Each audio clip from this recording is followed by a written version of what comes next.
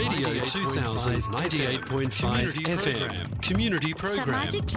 सामाजिक हिंदी कार्यक्रम दर्पण आकाशवाणी 2098.5 FM।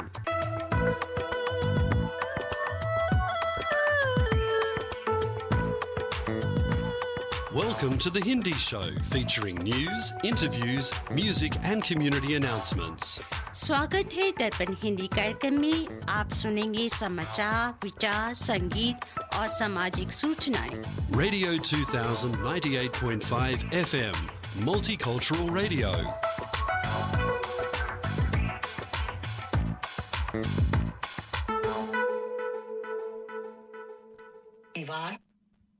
युगा 5026 विक्रम संवत 2083 कृष्ण पक्ष की त्रयोदशी 12 जुलाई 2026 है।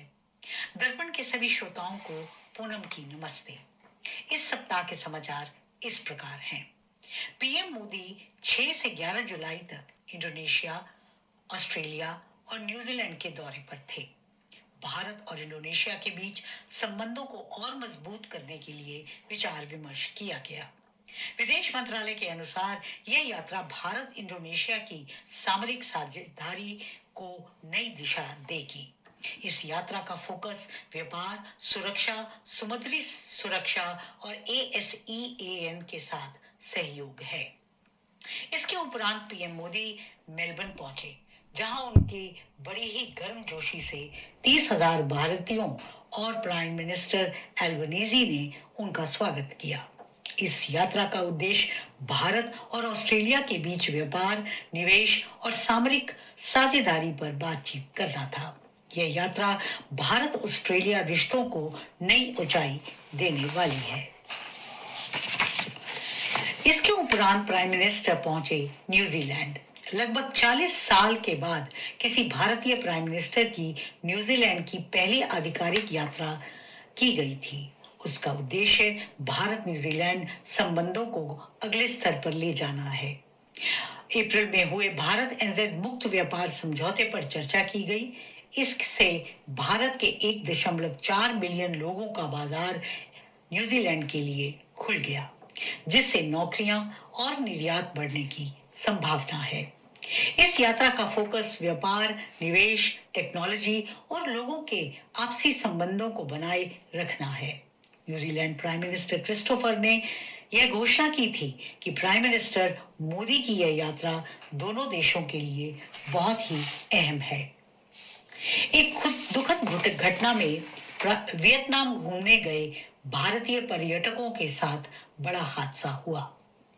हनोई में भारतीय दूतावास ने बताया कि 11 जुलाई को वियतनाम के फू केचक द्वीप के पास भारतीय पर्यटकों को ले जा रही एक स्पीड बोट पलट गई।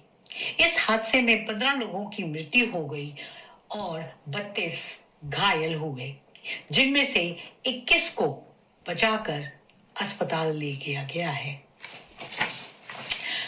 भारत में 2047 तक खुद को विकसित देशों की लिस्ट में लाने का लक्ष्य रखा गया है। पीएम मोदी ने पहली बार 2022 के 15 अगस्त को लाल किले की प्राचीर से 2047 तक विकसित भारत बनाने का संकल्प रखा था। तब से मोदी सरकार देश को विकसित बनाने के लिए कार्यरत है। 21 साल बाद एक विकसित देश की कैटेगरी में आने के लिए भारत को क्या करना होगा? संयुक्त राष्ट्र के अनुसार अभी सारी दुनिया में सिर्फ 37 देश ही विकसित की कैटेगरी में आते हैं। इनमें से 31 देश सिर्फ यूरोप के हैं। एशिया में केवल 2 देश हैं जिन्हें विकसित माना जाता है। ये है साउथ कोरिया और जापान। भारत की अर्थव्यवस्था तो बड़ी है, लेकिन यहाँ की आबादी इतनी है कि प्रति व्यक्ति कमाई में भारत कई देशों से पिछड़ जाता है। वर्ल्ड बैंक ने कई सालों से भारत को लोअर मिडिल इनकम ग्रुप वाले देशों में लिस्ट किया हुआ है। भारत की सालाना प्रति $2760 यानी लगभग 2 लाख रुपए है। आज के दौर में जब ग्लोबल वार्मिंग और बिजली की खपत एक बड़ी समस्या बन चुकी है, आमेर फोर्ट का सुख निवास दुनिया के लिए इको फ्रेंडली और सस्टेनेबल आर्किटेक्चर का एक बेहतरीन प्रमाण है। राजस्थान की राजधानी जयपुर में आमेर फोर्ट में एक ऐसा शाही कमरा है जहां बिना बिजली और आधुनिक मशीनरी के प्राकृतिक रूप से एसी जैसी ठंडी हवा मिलती है। आज से 400 साल पहले राजपूत वास्तुकारों ने पीले, गुलाबी और बलुआ पत्थर और सफेद संगमरमर से इस किले को तैयार किया था। इसका डिजाइन इस तरह से किया गया था कि बाहर चाहे कितनी भी लू चल रही हो, परंतु अंदर बैठे राजा को शिमला जैसी ठंडी हवा मिलेगी। इसका निर्माण कछावा शासन राजा मान सिंह प्रथम ने करवाया था। महल की छत पर बने विशाल टैंक है और नीचे स्थित माबाता सरोवर बनाया गया। इसके बाद पश्चिमी हवाओं के रुख को ध्यान में रखते हुए पानी को संगमरमर की बारीक नालियों से झरने के रूप में नीचे गिराया गया। जब गर्म हवा इस पानी से गुजरती थी तो वह तुरंत ठंडी हो जाती थी। पहले पेट्रोल पंप्स पर E10 पेट्रोल मिल रहा था, तब कोई बवाल नहीं मचा। लेकिन जब से E20 यानी 20% एथेनॉल वाला पेट्रोल शुरू हुआ, तब से आए दिन हंगामे हो रहे हैं। सोशल मीडिया पर यह खबर वायरल है कि पेट्रोल में गन्ने का जूस मिलाकर बेचा जा रहा है। Society of Indian automobile manufacturers SIAM, automotive research association of India ARA और इंडियन ऑयल कॉरपोरेशन लिमिटेड की ओर से टेस्टिंग के बाद ही E20 को मंजूरी मिली थी। अयोध्या के राम मंदिर में VIP दर्शन पास की व्यवस्था एक बार फिर चर्चा का विषय बन गई है। राम मंदिर के चंदा और चढ़ावा से जुड़े विवाद के बीच यह जानकारी सामने आई है कि श्री राम जन्मभूमि तीर्थ क्षेत्र ट्रस्ट के कुछ अधिकारियों के VIP पास जारी करने के अधिकार छीन लिए गए हैं। इसके बाद जनता में यह उत्सुकता बढ़ गई है कि आखिर राम मंदिर में VIP पास कैसे बनता है और इसके लिए कौन अधिकृत है। ट्रस्ट पदाधिकारियों के अलावा अयोध्या के जिला अधिकारी, वरिष्ठ पुलिस अधीक्षक, DIG और कमिश्नर को यह पास जारी करने की सुविधा है।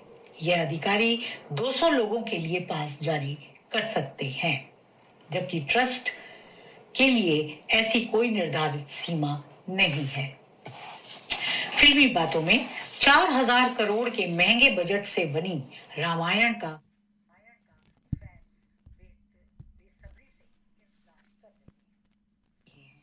यह धार्मिक फिल्म निमित मल्होत्रा द्वारा निर्देशित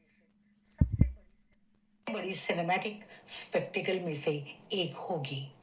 रणबीर कपूर ने राम का अभिनय किया है और इसकी पहली झलक रिलीज होने के साथ ही मेकर्स ने दर्शकों को भारत के सबसे सदाबहार महाकाव्यों में से एक की विरासत की एक झलक दिखाई। मेकर्स ने 24 जुलाई 2026 को इस ट्रेलर का रिलीज करने की घोषणा की है और यह केवल भारत में ही नहीं बल्कि ग्लोबल ऑडियंस भी इसे देख सकेगी। वाणिज्य समाचारों में दिल्ली सराफा बाजार बंद होने तक सोने का भाव 1,32,330 रुपए है। डॉलर की विनिमय दरें इस प्रकार हैं: ऑस्ट्रेलियन डॉलर 66 रुपए 16 पैसे, अमेरिकन डॉलर 95 रुपए 15 पैसे। इसी के साथ इस सप्ताह के समाचार समाप्त हुए। श्रोताओं, आज आप प्रोग्राम सुन रहे हैं, मेरे साथ यतीन्द्र गुप्ता, और आज हमारे मेहमान हैं शिशिर झा जी, जैसे कि मैंने अपने संदेश में लिखा था। शिशिर जी, दर्पण रेडियो में आपका स्वागत है। बहुत बहुत धन्यवाद यतीन्द्र जी, और सभी श्रोताओं को मेरा प्यार भरा नमस्कार। आज का सारा प्रोग्राम श्रोताओं थोड़ा सा अजीब होने वाला है, अभी से मैंने बता दिया। आप इसमें पार्टिसिपेट करिए और बताइए मुझे कि आप मिथिला के बारे में कितना जानते हैं। हमारे शिशिर जी जो है ना, मुझे खुद नहीं मालूम था, तो इसलिए जब हमारी बातचीत हुई तो मालूम पड़ा कि कुछ नहीं जानते हैं। तो जिसकी स्क्रिप्ट भी अलग है, ये भी मुझे, मैं समझता था कि ये हिंदी का ही एक जैसे भोजपुरी में लिखते हैं बोलते हैं इस तरीके का है, तो लेकिन ऐसा बिल्कुल नहीं था। तो आज हम मिथिला के बारे में बात करेंगे। और श्रोताओं, एक और बात हम करना चाहते हैं, जितना टैक्स और SMSF के बारे में चेंजेज हुए हैं, तो फॉर द टाइम बीइंग हम चाहते हैं कि एक इसका सेगमेंट शुरू करेंगे हम दर्पण रेडियो पे, जिसका नाम होगा SMSF एंड टैक्स। उसकी जो भी क्वेरीज हैं, जो भी, हम उसको आंसर करेंगे और प्रैक्टिकल जो भी सोल्यूशन भी होते हैं वो भी हम बात करेंगे। तो उसकी शुरुआत हम आज से करेंगे। आज हम बात करेंगे नेगेटिव ग्रेडिंग के ऊपर और SMSF में जो एक पाबंदी लगा दी उन्होंने कि लोन नहीं ले सकते हैं रेजिडेंशियल प्रॉपर्टी के लिए ऊपर, तो उसके बारे में हम बात करेंगे। तो अपना पेन एंड पेपर खोल लीजिए, जो भी प्रश्न है आप मेरे से पूछ सकते हैं या अभी भी मुझे लिख सकते हैं। मेरा नंबर भी आप नोट कर लीजिए, 0421-590-791, 0421-590-791। और हमारे जो फोरम है दर्पण रेडियो का व्हाट्सएप ग्रुप पे, उस पर भी आप लिख सकते हैं। तो ये तो आज की कुछ रूपरेखा हो गई है। अच्छा, एक और चीज़ है कि अगर आप चाहते हैं कोई और भी हम सेगमेंट शुरू करना चाहें, तो आप मुझे सुझाव दीजिए कि हम और क्या सेगमेंट शुरू कर सकते हैं। जैसे कि जो हमारे यहाँ पे यंग लोग, नए माइग्रेंट आते हैं, जो शायद हमारे रेडियो प्रोग्राम को जानते भी नहीं होंगे, लेकिन कुछ लोग हमारे ऐसे हैं जो मदद करते हैं उनकी। तो कैसे मदद कर सकते हैं, क्या कर सकते हैं इसके बारे में, तो हम इसके बारे में भी बात कर सकते हैं। लेकिन आगे जाने के पहले हम सुनते हैं आज का विचार पूनम जी से। श्रोताओं, आज का विचार यह है, सच्ची खुशी बाहर की नश्वर वस्तुओं में नहीं बल्कि मन की संतुष्टता में है।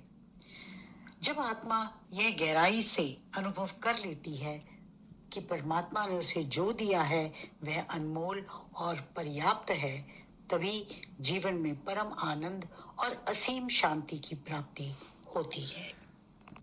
दोबारा से सुनते हैं, थोड़ा सा बीच में हिकअप हो गया था।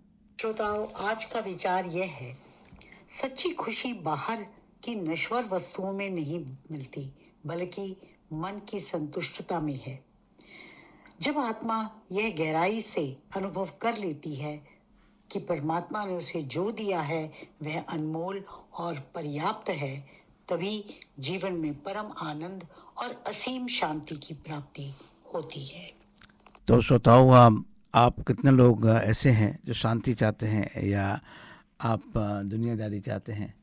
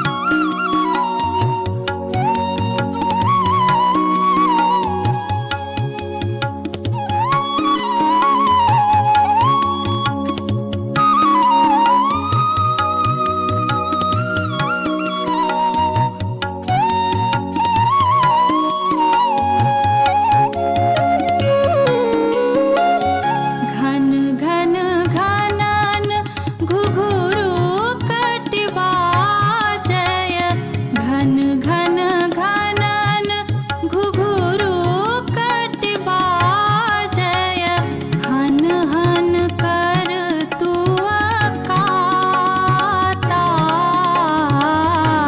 विद्यापति कवि तू पद सेवक पुत्र बिसरु जनी माता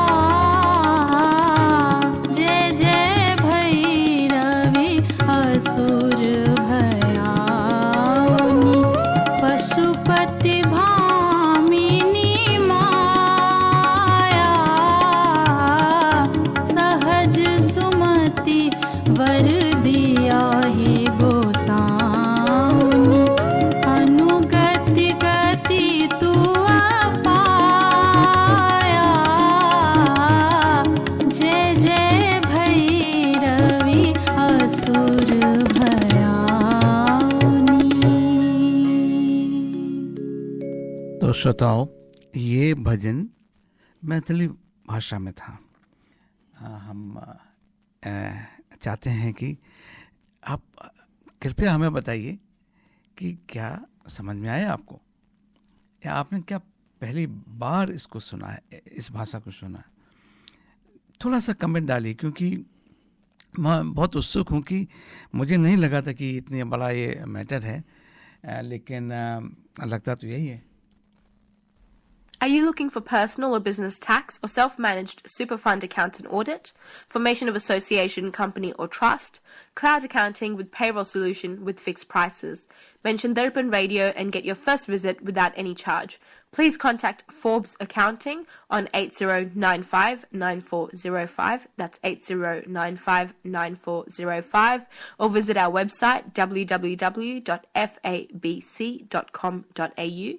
Our address is Suite 1, 168 Burwood Road, Burwood. Forbes Accounting and Business Consultants are proud sponsors of Darpan Radio.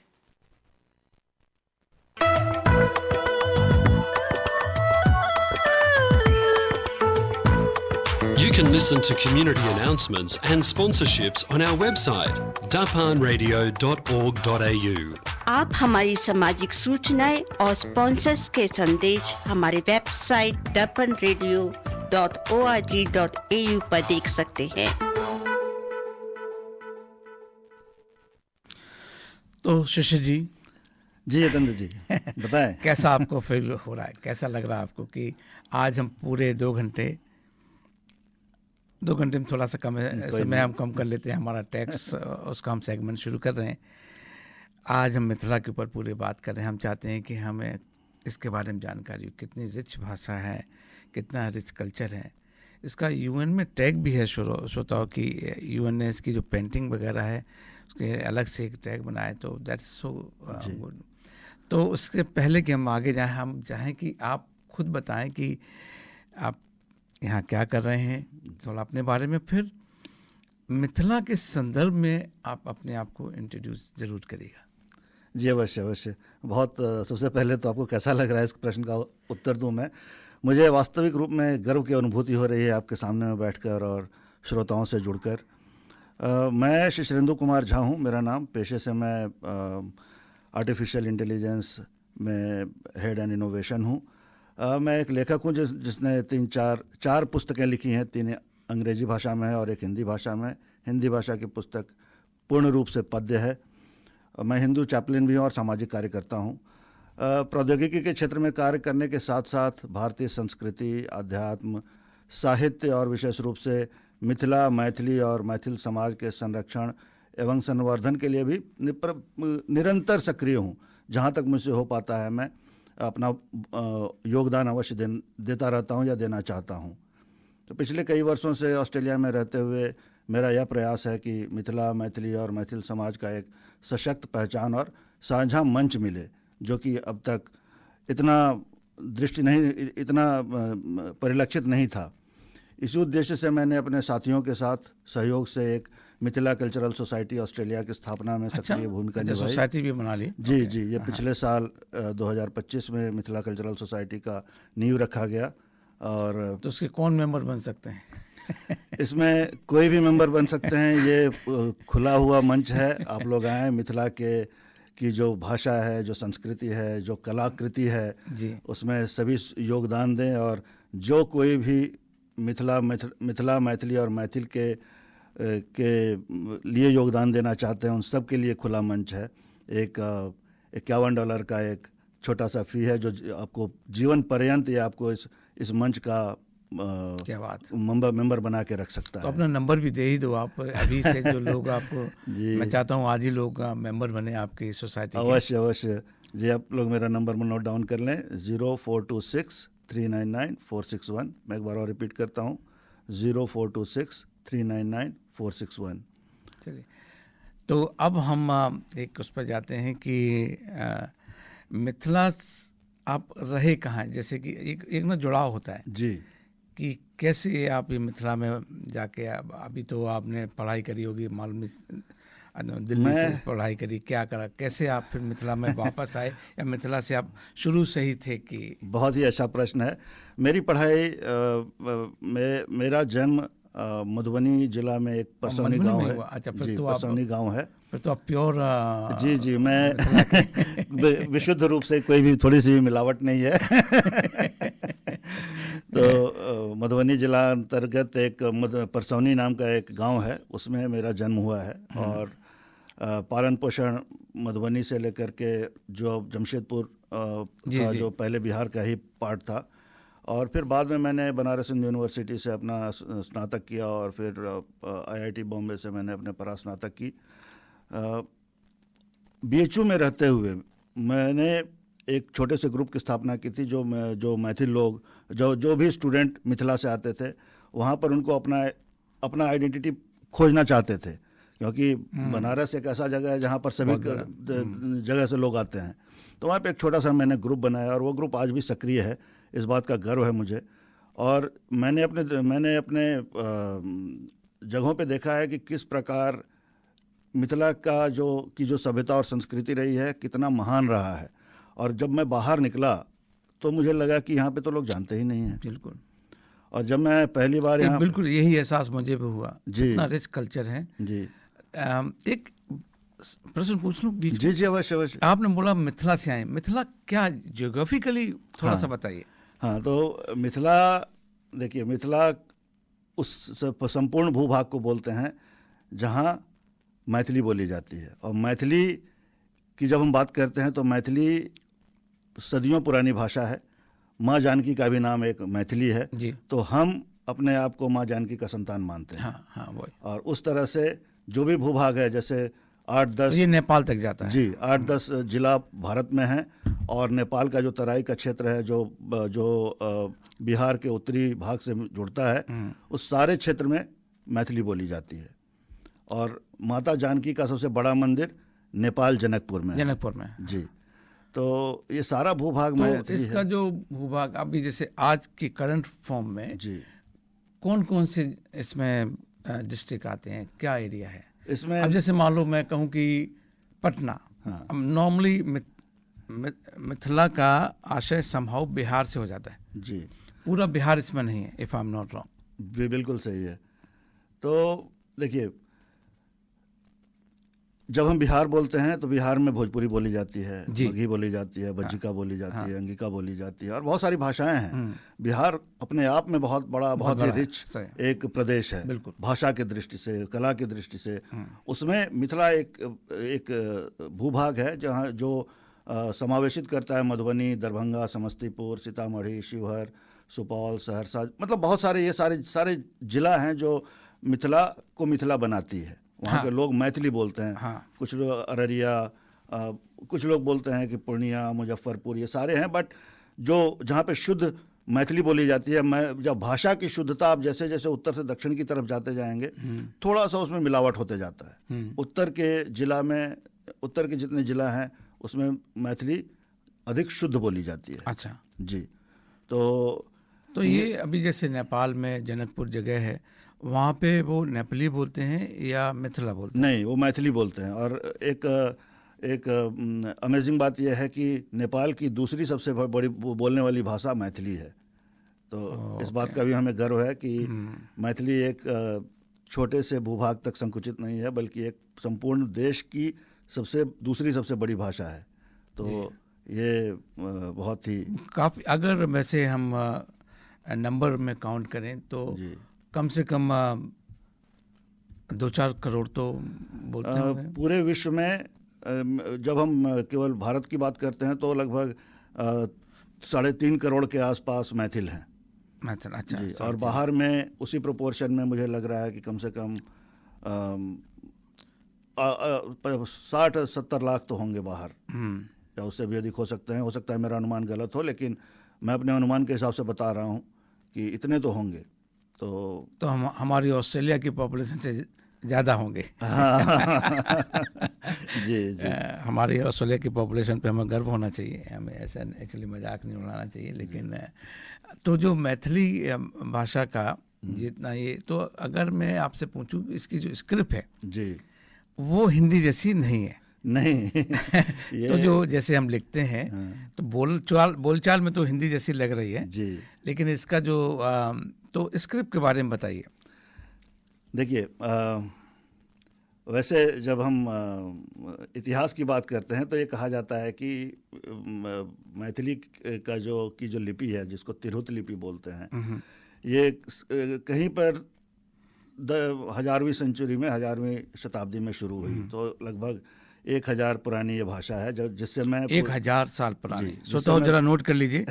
1000 साल बहुत बड़ा समय होता है, जिससे मैं पूरी तरह से सहमत नहीं हूँ, क्योंकि ये भाषा बहुत ही पुरानी है, माता जानकी के समय वही की तो है। मैं कह रहा हूँ एग्जैक्टली। और कहीं पर भी ये मैं इस कालखंड को कम करने के लिए तैयार नहीं हूँ। हमारी भाषा जो है वो एक पुरानी भाषा, प्राचीन भाषा है।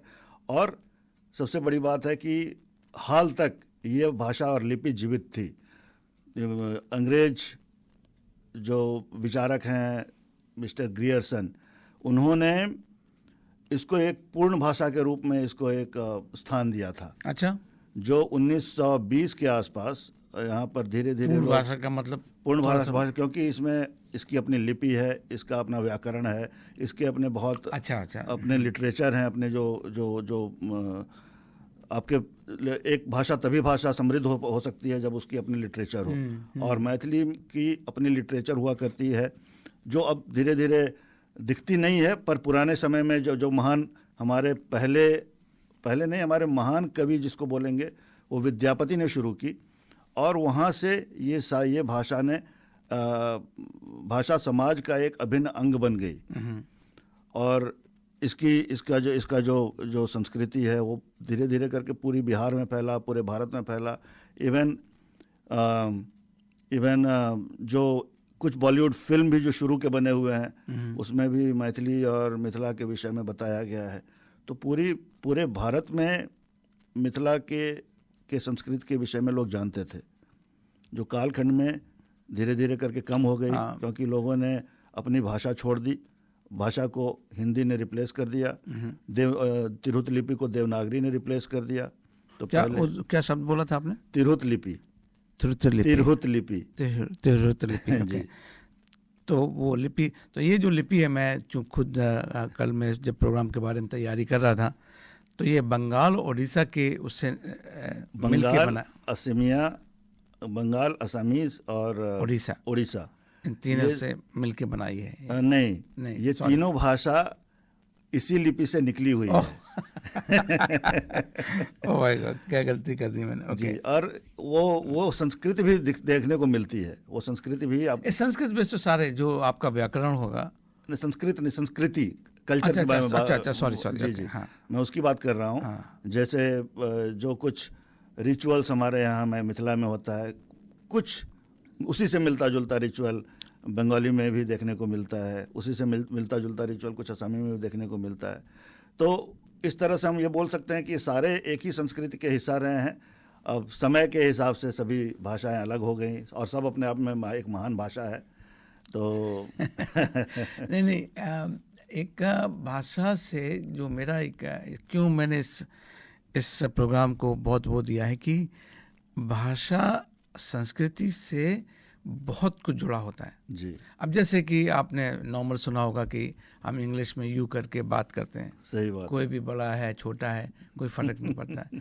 लेकिन जब हम हिंदी में बात करते हैं तो आप करके बात करते हैं या तुम करके बात करते हैं, वो छोटे बड़े का होता है। तो इससे फिर क्या आया, हमारी संस्कृति, हमारी कल्चर, कैसे हम बड़ों का सम्मान करते हैं, ये फ़र्क होता है। तो ऐसे ही कुछ मैथिली में भी होना चाहिए। मैथिली में जैसे मैंने बताया, जैसे हम उत्तर से दक्षिण की तरफ जाते हैं, आपने नेपाल से शुरू किया, फिर बिहार में इंटर किया, आपने मधुबनी में इंटर किया, फिर नीचे दरभंगा आया, और इस तरह से जैसे जैसे आप दक्षिण की तरफ जाते हैं तो भाषा की शुद्धता और कम हो जाती है। हाँ, कम हो जाती है। तो वहाँ हम भी बड़ों का सम्मान करते हैं और उनको हम उनके आदर सूचक शब्द हमारे यहाँ अहाँ है, जैसे हम सबको तुम नहीं बोल सकते, वहाँ पर बड़ों का सम्मान सबसे ऊपर रखा गया है। तो जैसे बड़े भाई हुए, बड़े जैसे पिताजी हुए या फिर दादाजी हुए, तो इन सबको हम अहाँ बोल के संबोधित करते हैं। अहाँ केना छिए, अहाँ की करै छिए। और अपने बच्चों को भी हम अपने घर पे भी सभी को अहाँ करके ही बातें करते हैं। मेरी माता जी ने मुझे कभी तुम नहीं कहा। अच्छा जी, तो यहाँ पर सम्मान सबका है। मिथिला में मैथिली एक भाषा है, छोटे हैं बड़े हैं सबको आप अहाँ करके बातें करते हैं। लेकिन वही जैसे जैसे हम दक्षिण की तरफ जाते हैं तो भाषा में थोड़ा सा मिलावट होना शुरू होता है। फिर वहाँ पर तू आ जाता है, तुम आ जाते हैं, तो वहाँ पर फिर लोगों को फिर तू करके संबोधित किया जाता है।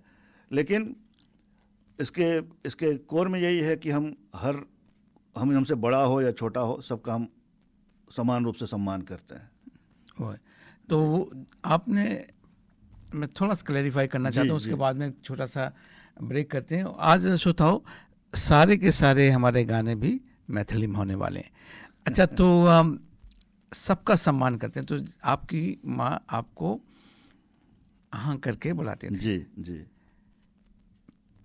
तो आप छोटे हैं या बड़े हैं इससे? नहीं, मैं दूसरे नंबर पे हूँ, मेरे बड़े नहीं, मैं ये कह रहा हूँ कि आप छोटे हैं, किसी से छोटे भी हैं। हाँ। आप माँ से तो छोटे हैं। जी जी जी, अवश्य। तो वो भी आपको सम्मान से बुला रहे हैं, ये आप कहना चाहते हैं? जी जी। इवन मैं भी अपने छोटे भाइयों से अहाँ करके ही बातें करता हूँ। तो वो सम्मान इरिस्पेक्टिव की आपकी उम्र कितनी है? हाँ, ये सम्मान इसलिए है क्योंकि आप समझते हैं मिथिला हमेशा से चेतना का केंद्र रहा है जी, और वहाँ की चेतना बहुत ही प्रगल्भ रही है, बहुत ही ऊंची रही है। उसमें क्या है कि आपने राजा जनक का नाम सुना होगा। जी जी। वहाँ से हमारी चेतना जो है, राजा जनक अपने आप में विदेह कहा जाता है उनको, कि शरीर रहित है वो, मतलब विशुद्ध चेतना है। विशुद्ध चेतना है। तो हमारे यहाँ चेतना इतनी प्रगाढ़ है कि हम सामने वाले को भी समझते हैं कि ये वही चेतना है, वही महान सोल है। इस तरह से हम समझ सकते हैं इस चीज को। तो एक छोटा सा ब्रेक लेते हैं, क्योंकि जी जी अवश्य। माधव की कहब सुंदरी रूपे, माधव की कहब सुंदरी रूपे, कतिक जतन विधि आन समारल, कतिक जतन विधि आन समारल, देखत नयन स्वरूपे, माधव की कहब सुंदरी रूपे।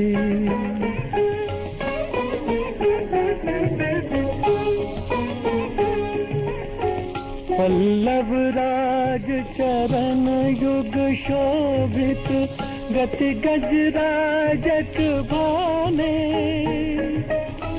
कनक कदली पर सिंह समारल, पापर मेरु समाने, माधव की कहब सुंदरी रूपे, माधव की कहब सुंदरी, की कहब सुंदरी, की कहब सुंदरी रूपे। मेरु ऊपर दो कमल फुलायल, नाल बिना रुचि पाई, मणिमय हार धार भय सुर सर, मणिमय हार धार भय सुर सर, तो नहीं कमल सुखाई, तो नहीं कमल सुखाई। लोल कपोल ललित मणि कुंडल अधर अरुण अध जाई हो रे अधर अरुण अध जाई भोह भवर नाशापुट सुंदर से लखी चांद लजाई है से लखी चांद लजाई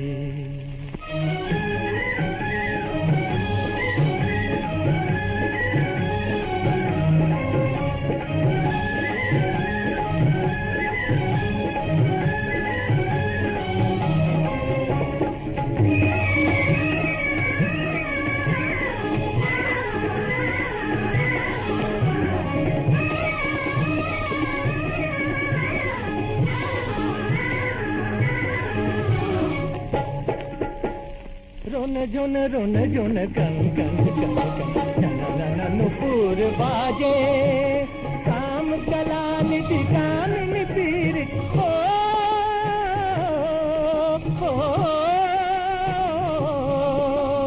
काम कला निधि कामिन पीर पिया की बाह बिच राजे राजे पिया की बाह बिच राजे बिच राजे बिच राजे बिच राजे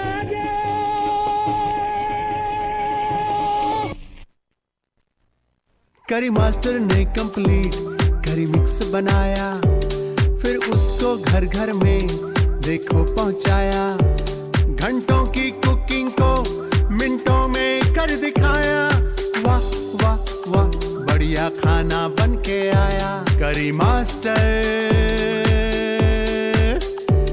ने जादू चलाया करी मास्टर ने कंप्लीट करी मिक्स बनाया करी masters Every Sunday, listen to The Hindi Show, 98.5 FM, Radio 2000. हर रविवार सुनिए दर्पण हिंदी कार्यक्रम 98.5 FM पर सुबह 9 से 11 बजे तक। शिशिर जी, ये जो हमने अभी गाना सुनाया था, रफ़ी जी का गाना था, आप इसके बारे में थोड़ा सा बताइए पहले तो। ये 1960 में एक फिल्म आई थी परम धाम, उसमें इस मैथिली गाने को ये मैथिली में एक भजन है जो विद्यापति के द्वारा लिखा हुआ है। अच्छा अच्छा। और इसी गाने को उन्होंने इतने सुंदर आवाज़ में प्रस्तुत किया है इस फिल्म में, बहुत ही सुहावना है। तो इसीलिए मुझे मेरे काफ़ी कर्णप्रिय है। अच्छा, इसको थोड़ा सा हम अपनी आंखें बंद करके इसको अनुभव करने का प्रयास करें तो। एक्चुअली हमारी ऋचा जी ने लिखा था, फरमाइश है यदि संभव हो तो विद्यापति का पद सुनवा दीजिए, पिया मोरे बालक। प्रिया आप तो गा भी सकते हो, तो आप गा सकते हो क्या? मैं इतना मैं गायक तो नहीं हूँ, लेकिन मैं प्रयास करूंगा 2 लाइन गाने का। हाँ। तो जब भी आप को लगे कि तो हम एक काम करते हैं, हमारे जो संदेश आए हैं, मैसेज आए हमारे फोरम पे, उसको हम सुना देते हैं। राजेश पांडे जी कहते हैं, good start of the programme, nice news. धन्यवाद राजेश जी। अमित श्रीवास्तव जी कहते हैं, welcome Shishir ji, looking forward to hearing more of Mithila's rich culture. Richa Srivastava ji कहती हैं, शिशिर जी से मिथिला के बारे में जानने को उत्सुक हैं। सीता जी मिथिला से थी और मेरी सासू माँ मिथिला से थी। मुझे मैथिली गीत गाने का सौभाग्य प्राप्त है। हो सकता है ऋचा जी से हम एक गाना एक आवाज़ सुनते हैं। चलिए ऋचा जी तैयार हो जाइएगा, आपको मैं फ़ोन करने वाला हूँ थोड़ी देर में, और आपकी आवाज़ में मिथिला का कोई गीत सुनने चाहेंगे हमारे श्रोता भी।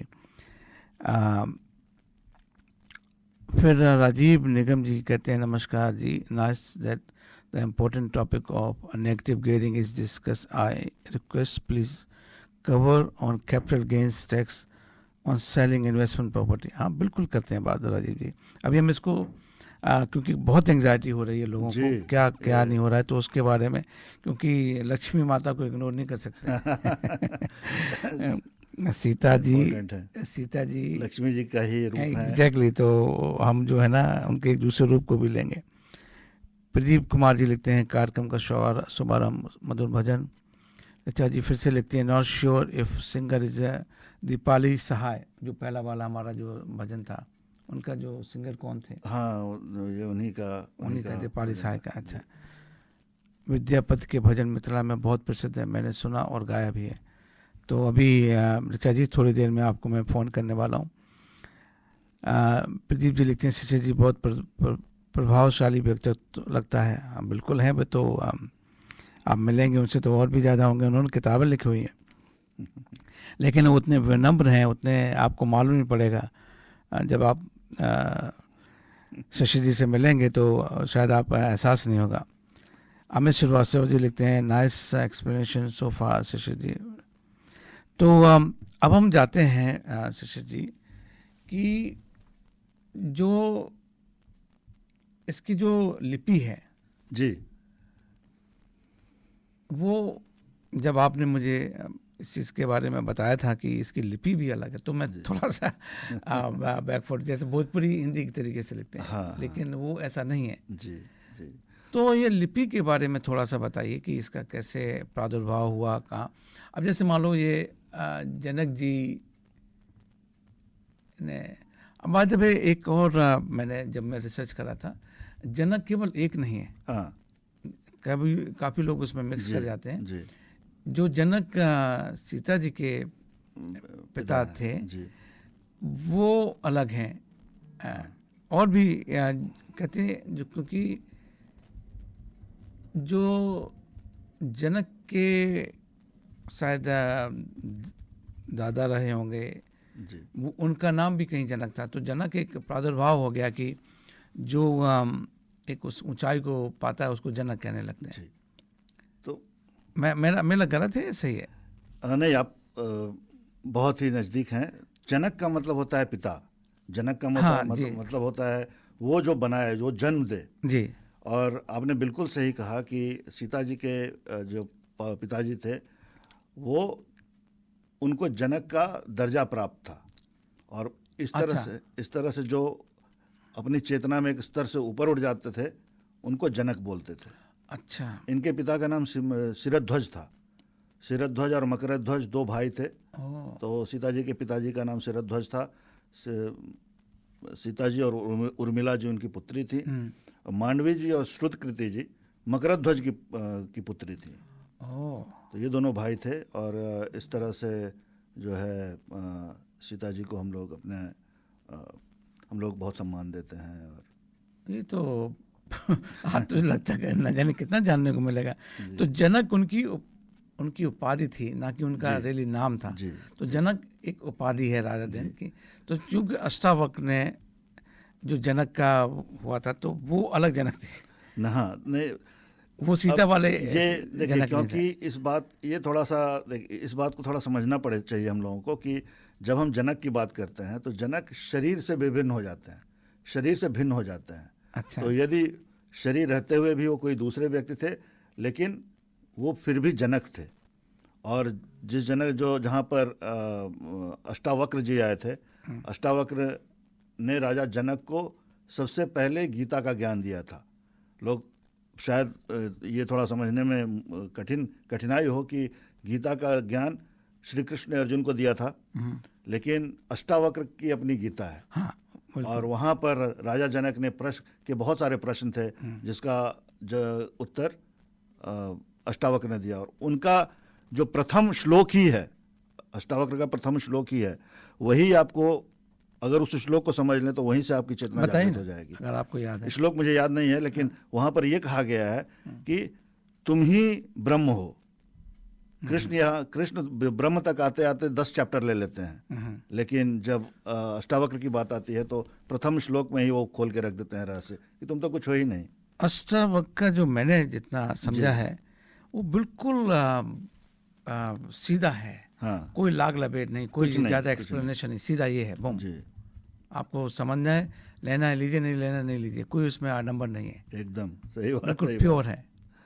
मैं सही बोल रहा हूँ? नहीं, एकदम सही है, एकदम सही है। तो ये अष्टावक्र का पढ़ने के बाद में आदमी, अगर आपने उनकी पूरी वो गीता पढ़ ली, तो फिर आपके सारे कंसेप्ट, फिर आप जो थे वो रह नहीं पाओगे, अगर आपने पढ़ी ली पूरी। जी, ऐसे। तो अब फिर वापस आ जाते हैं लिपि के ऊपर। जी। लिपि में ये हिंदी जैसी नहीं है। नहीं, ठीक है ना। देवनागरी अब नहीं आप है ये। अब आप यहाँ से शुरू करिए। हाँ।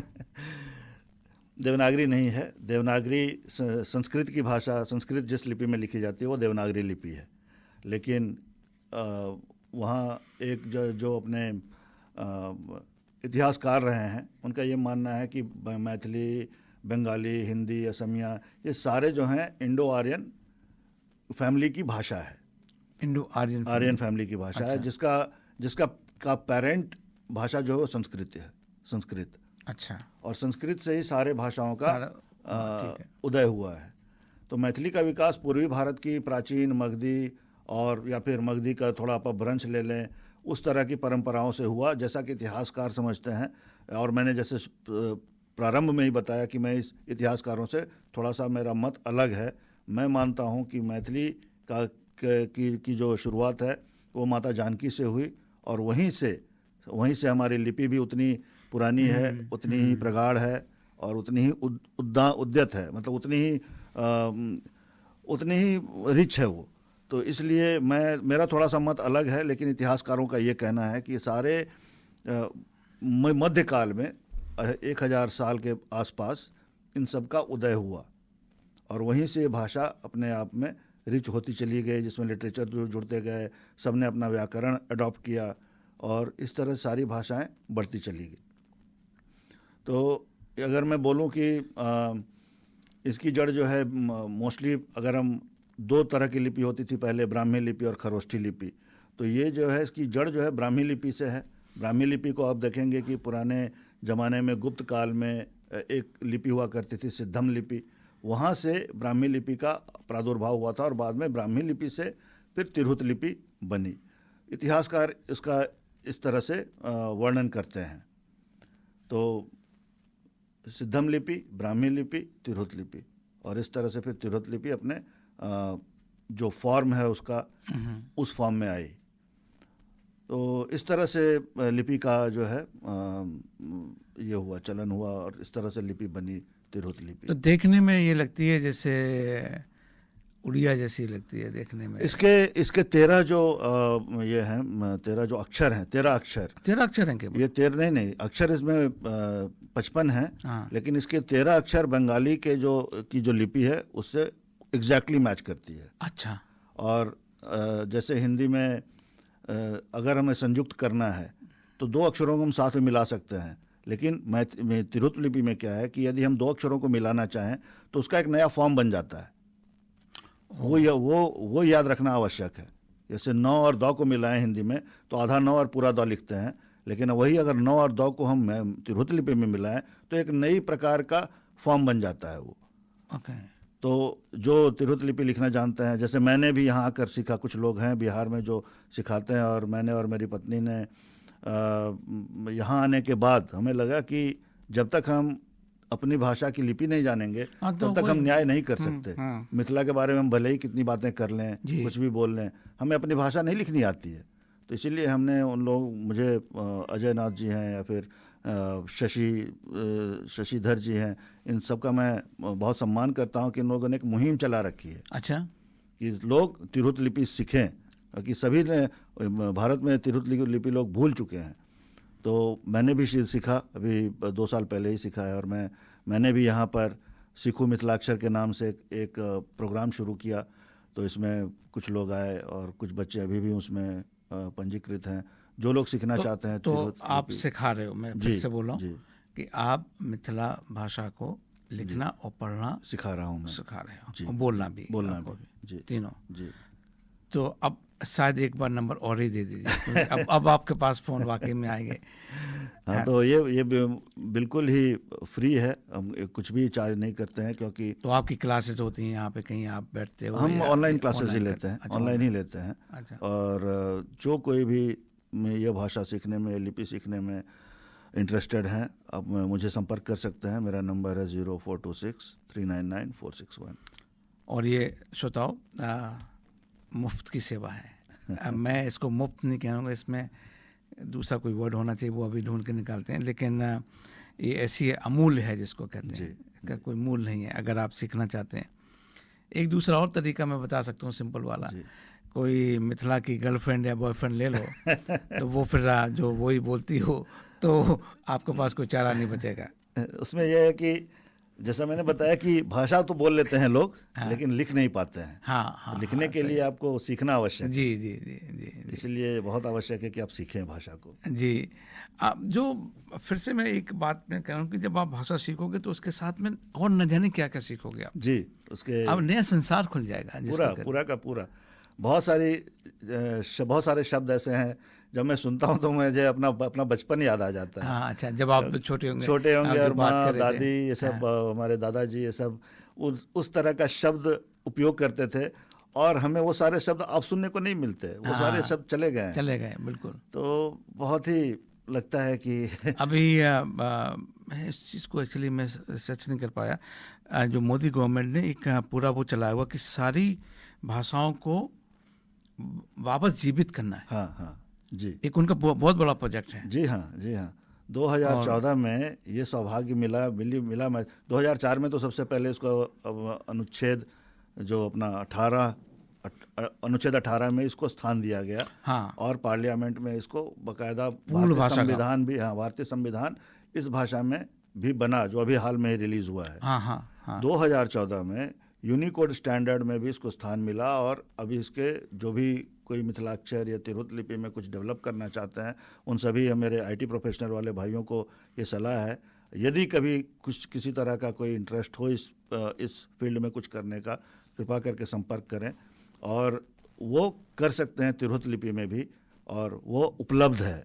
अच्छा जी, तो ये जो लिपि की अगर आप बात करें तो जैसे हम एक छोटी सी सलाह है या छोटा सा पॉइंट है जी अवश्य, कि जैसे कि हम मैसेज लिखते हैं अपना इसमें अपना आईफोन में मैसेज लिखा, राइट, तो इसमें है क्या वो? नहीं, अभी तक होगा शायद, क्योंकि मैंने अभी तक तो नहीं देखा है। मैंने उसमें देवनागरी में आ जाता है, अगर आप वो लिखेंगे। हाँ, देवनागरी में आ जाता है, लेकिन ABC2 जैसे एक होता है ना कि आप अगर इंग्लिश में टाइप करते हैं और कन्वर्ट हो जाए, जिसको ट्रांसलिट्रेशन बोलते हैं, तो देवनागरी में ट्रांसलिट्रेट हो जाता है, लेकिन तिरहुत लिपि में नहीं हो पाता है वो। हाँ, तो वो नहीं है।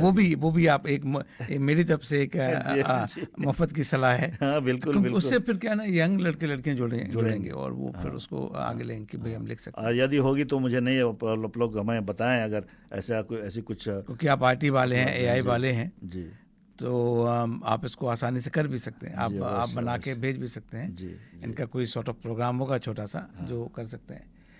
तो श्रोताओ, कैसा लग रहा आपको प्रोग्राम? ये जो मैथिली भाषा में हमारा जो कल्चर है और इसके कुछ बोलने वाले हैं, अगर कोई आप मुझे फ़ोन करना चाहें, इसके बारे में कुछ आप इनपुट देना चाहते हैं, कृपया मुझे फ़ोन करिए। मेरा नंबर है 0421 590 791, 0421 590 791 पे, या हमारे व्हाट्सएप ग्रुप पे जो फोरम है उस पर भी लिख सकते हैं। मैं अभी चाहता हूं कि कुछ लोगों को और इसमें इन्वॉल्व करा जाए। उससे जाने के पहले हम एक छोटा सा गाना भी सुनते हैं।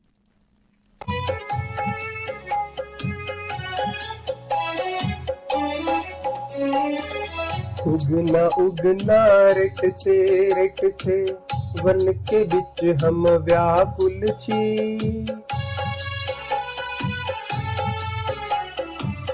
उगना रेटते बन के बिच हम व्याकुल छी। उगना तू कत गेल आय हम घोर पियासल छी। उगना रेटते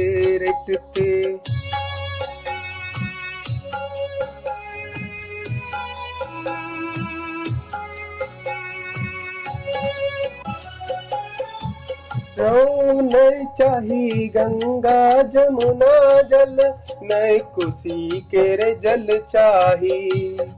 आन पिया डबरा केरे पानी, तोरे हाथक जल चाही। तो सुशील जी, ये आपने जो गाना हमें ये दिया है, इसके बारे में थोड़ा सा बताइए कि कहाँ से?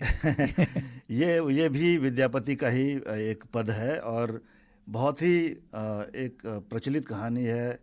कि भगवान शिव स्वयं विद्यापति के यहाँ निवास करने आए थे, उनके तो विद्यापति बारे कई बार, क्योंकि ऋचा जी ने लिखा है विद्यापति के बारे में थोड़ा सा बता दीजिए फिर। विद्यापति लोग बोलते हैं कि 13वीं-14वीं शताब्दी के एक महान कवि रहे हैं, जिन्होंने जो अपना जो प्रेम के ऊपर में, समर्पण के ऊपर में इन्होंने अपनी कविताएं लिखी हैं। अच्छा। और जैसे कि पहले बात कर रहे थे, बंगालीज भी बोलते हैं कि विद्यापति उनके आदि कवि हैं। मैथिली में हम उनको मैथिल कोकिल बोलते हैं। अच्छा। तो और विद्यापति के लिए एक फेमस है कि उनके यहाँ भगवान शिव स्वयं आए थे, उनके यहाँ उनका सेवा करने के लिए आए थे, उनका पद सुनने के लिए उनका सेवा करते थे वो। और इनको पता नहीं था, विद्यापति जी को पता नहीं था कि वो भगवान शिव स्वयं है। तो एक बार वो जा रहे थे, इसी तरह किसी राजा ने बुलावा भेजा, चले गए वो अपना, और पीछे पीछे उनके उगना जी चल रहे थे। उनके नौकर का नाम उगना था। शिव जी जो आए थे वो नौकर की तरह आए थे और उन्होंने अपना नाम रखा उगना। तो उनको बहुत प्यास लग गई जंगल में, और जंगल में इतनी प्यास लग गई कि वो मतलब अब लग रहा था कि प्राण अब चला जाएगा, तब चला जाएगा। तो वहाँ पर उगना ने बोला कि मैं जल लेकर के आता हूँ, और जल कहीं आसपास था नहीं। तो गए और पीछे में अपना जटा खोला और गंगा जल लेकर के ले आए। अच्छा। तो उन्होंने विद्यापति को पीने के लिए दिया, और विद्यापति को लगा कि ये तो साधारण जल नहीं है। उनका एक पद है गंगा जी के ऊपर में, अपने शरीर छोड़ने से पहले वो गंगा जी के किनारे रहते थे, इसलिए वो गंगा को इतना जानते थे। उनका जो जल था उसका स्वाद उनको पता था कि गंगा का जल है। तो उन्होंने उगना को बोला कि ये साधारण जल नहीं है, गंगा का पानी है, तुम बताओ कौन हो। तो फिर जिद पर अड़ गए और बोले कि नहीं, आपको बताना पड़ेगा। अब हठ में भक्त के हठ में भगवान शिव भी जो चार हो गए। उन्होंने फिर अपना साक्षात रूप दिखाया। और फिर उनको एक शर्त रखी कि आप ये बात किसी को बताइए नहीं, लेकिन जो विधि होता है आपको हाथ पकड़ के करवाता है। उनकी पत्नी को पता नहीं था, विद्यापति के पत्नी को, और उन्होंने एक अनादर कर दिया भगवान शिव का, और विद्यापति ने उनको रोका। ये साक्षात शिव जैसे ही बोलने गए वो अंतर्धान हो गए। उसके मैं थोड़ा भावुक हो रहा हूँ ये प्रसंग बोलते हुए, क्योंकि उसके बाद वो भटकते रहे, खोजते रहे शंकर भगवान को, लेकिन मिले नहीं। तो ये हम लोगों ने पिछले बार मिथिला महोत्सव किया था, उसी में हमारे छोटे भाई की तरह हैं चंद्रशेखर जी, अविनाश जी, इन दोनों ने इसका बहुत ही सुंदर चित्रण किया था। अच्छा। तो ये गाना चंद्रशेखर जी ने स्वयं गाया। तो आप भावुक हो गए काफ़ी इस समय। एक श्रोताओ, हमारा जो भजन एक गाने के बाद में जो हम सुनाते हैं वो सुनिए पहले।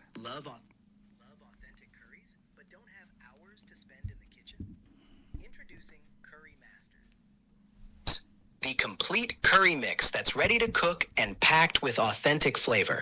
No complicated recipes, no searching for spices. We've done all the hard work for you. Simply add your choice of meat, seafood, vegetables, or paneer and create a delicious restaurant-quality curry in minutes.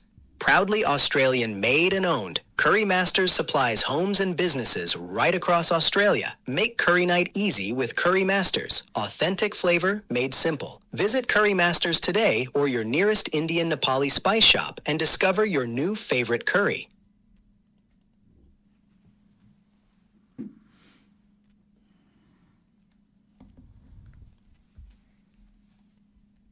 श्रोताओ, मैं अभी कोशिश कर रहा हूँ कि मैं ऋचा जी को एक फ़ोन से बात करूँ। तो ऋचा जी, आप अगर सुन रही हैं तो या तो आप मुझे फ़ोन करिएगा, और नहीं तो मैं आपको कोशिश कर रहा हूँ।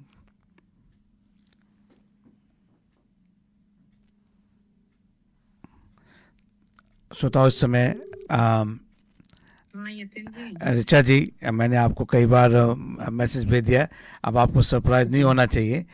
आप पहले तो विद्यापति जी के बारे में भी आपको सुनवा दिया है, ठीक है ना?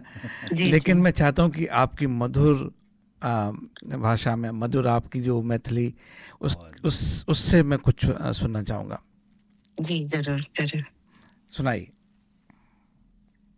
जी सबसे पहले तो यतेंद्र जी मैं ये कहना चाहूंगी कि बहुत ही सुंदर प्रोग्राम चल रहा है और शिशिरेंद्र जी जो है वो खुद बहुत अच्छा लिखते हैं, तो अगर किताबें उन्होंने लिखी कुछ हैं। मैथिली जी हाँ, अगर उन्होंने मैथिली में कुछ लिखा है तो हम जरूर सुनना चाहेंगे। और विद्यापति के तो पद, एक एक पद उनके जो है ना दिल को छूने वाले हैं यतेंद्र जी। तो मेरा फेवरेट है पिया मोर बालक, तो उसी की कुछ चंद जी लाइनें जो जी है मैं जी कोशिश कर सकती हूँ जी।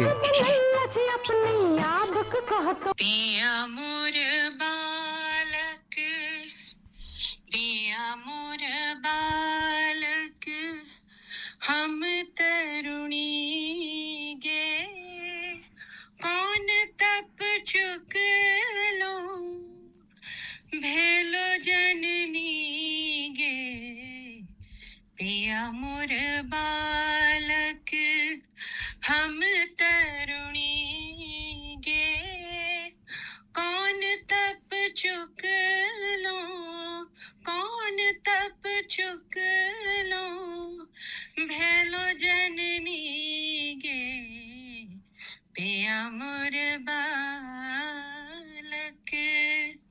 पिया ले ले गोद के चल ले बाजार, पिया ले ले गोद के चल ले बाजार, हटिया के लोग पूछे, हटिया के लोग पूछे के लागे तोहार, पिया मोर बालक, हम तरुणी गे, कौन तप चुक लो, भेलो जननी के, पिया मोर बालक,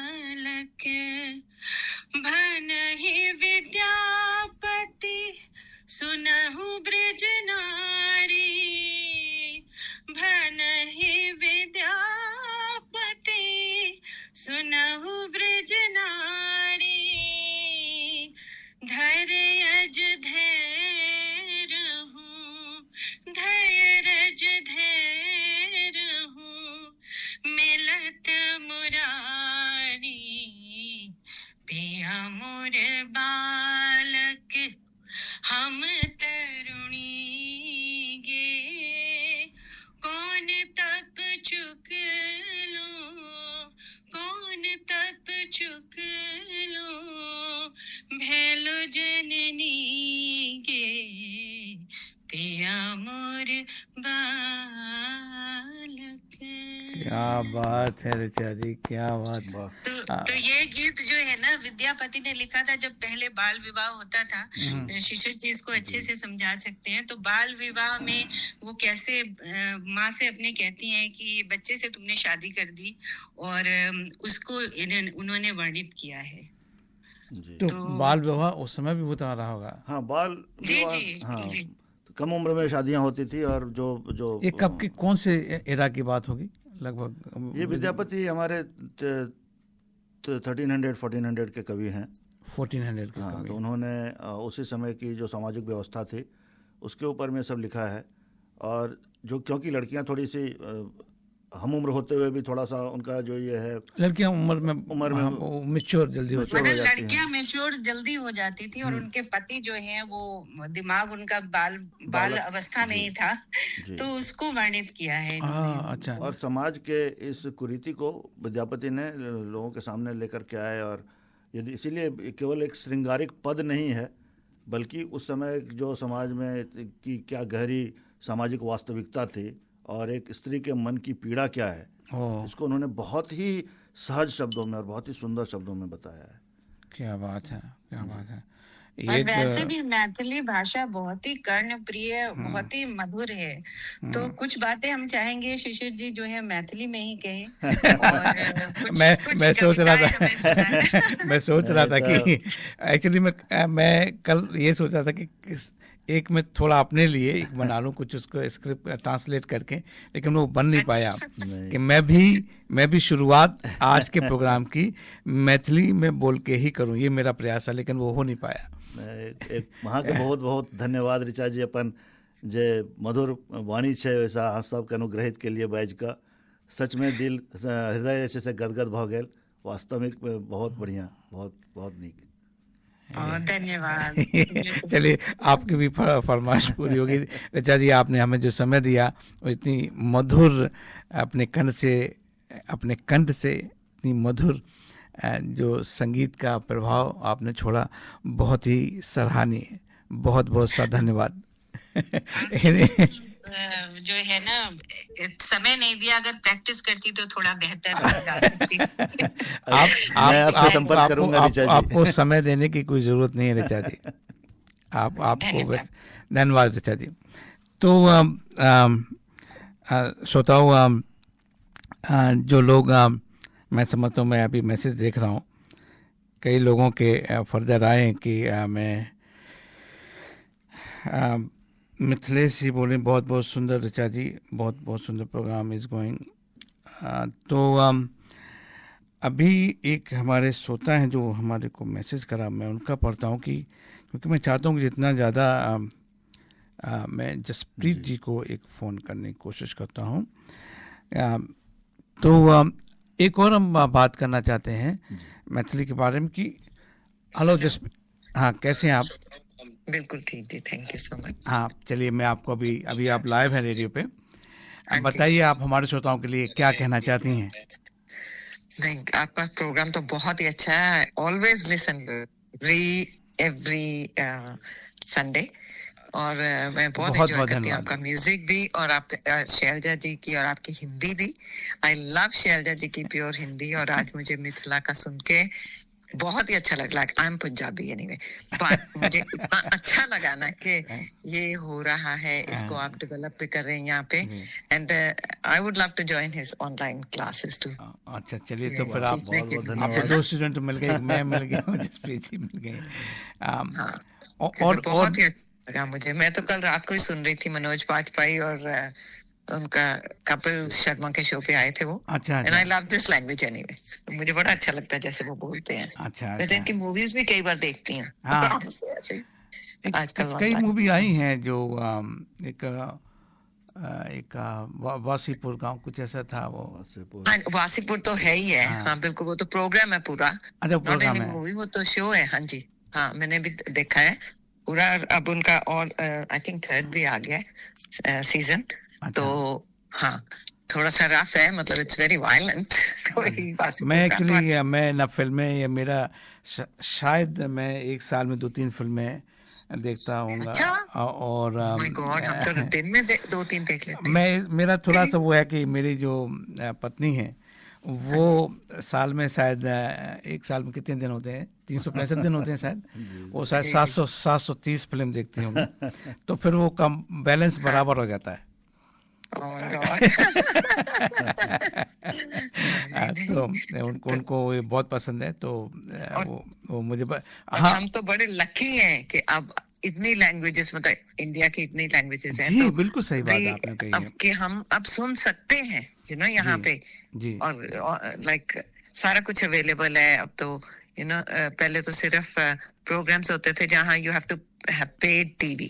जी। अब तो इतने अनपेड भी आ गए हैं, और जी, इट्स सो गुड, बहुत अच्छा हो गया। जी, और फिर आप सीख सकते हैं। आप सिडनी में रहते हुए भी, सिडनी में हो सकता है अभी ऑनलाइन कर रहे हैं, बाद में हो सकता है कि आप फिजिकल भी सीख सकते हैं। एंड नॉट ओनली दैट, मैं तो ये देखती हूँ कि ये बहुत अच्छी चीज है, बिकॉज जो हमारे बच्चे नहीं भी सुनना चाहते और लैंग्वेज से भी दूर जा रहे हैं, जब हम टीवी देखते हैं तो उनको मजबूरी से देखना पड़ जाता है।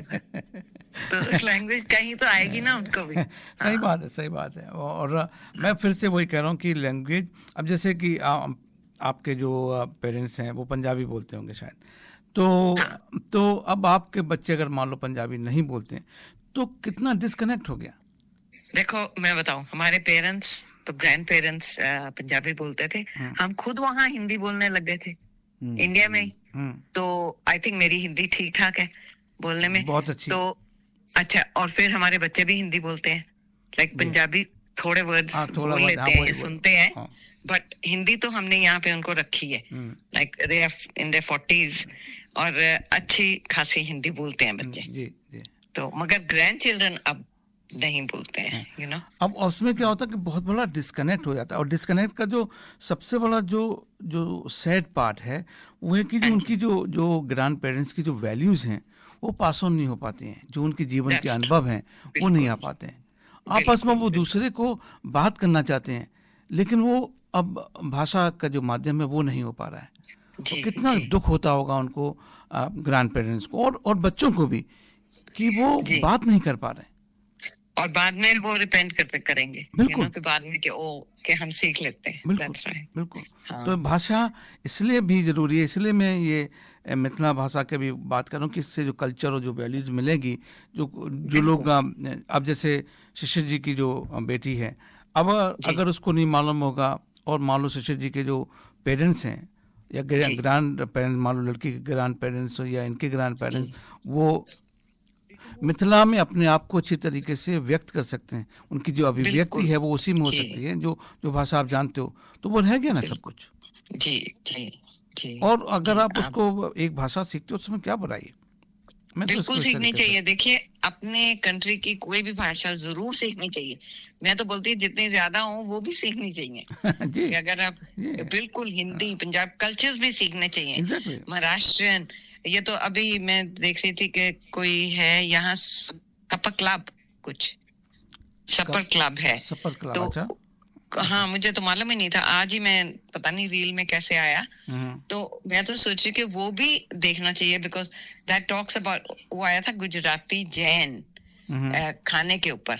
अच्छा, मेरे पास रील, तो मैंने वहां से देखा तो पता चला महाराष्ट्र में। तो आई थिंक हम लोगों को एक्सपोजर होना चाहिए, हमको मालूम लगना चाहिए किसी तरह से, and people should go and join, you know. हमारा कल्चर बढ़ना चाहिए, खाली ये नहीं कहते ठीक है, मतलब ठीक है इंग्लिश तो आएगी हमको, इंग्लिश कल्चर में तो हम सब होंगे बिकॉज हम यहाँ हैं, मगर हमें अपना जो वैल्यूज हैं, अपने मॉरल्स हैं, अपने ये जरूर अपने बच्चों को किसी तरह से विरासत में देनी चाहिए। अब कैसे है ये, आई डोंट नो, नहीं वो आएगा नहीं। ये जो हम प्रयास कर रहे हैं ना, दर्पण रेडियो पे जो हम प्रयास कर रहे हैं, ये उसी की श्रृंखला है, कई लोग और जुड़ेंगे, ऐसा मैं मानता हूँ, जो अभी सुनने वाले हैं। और भी श्रोताओं, अगर कोई हमारे साथ संपर्क करना चाहता है, आप मुझे संपर्क कर सकते हैं 0421590791 पे। जसप्रीत जी, आज आपने हमें जो समय दिया उसके लिए बहुत बहुत धन्यवाद। थैंक यू, आपने मेरे को दिया, thank you so much, thank you. Okay, तो शिशिर जी, एक और हम आपका जो रिकॉर्डेड है वो सुनवाते हैं अपने श्रोताओं को, एंड अवश्य।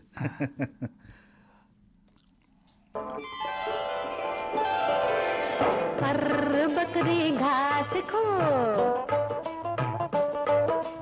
और बकरी घास खो, छोर गठुल्ला बाहर जो,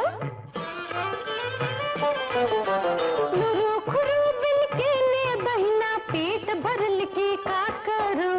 अर बकरी गे बकरी घास खो,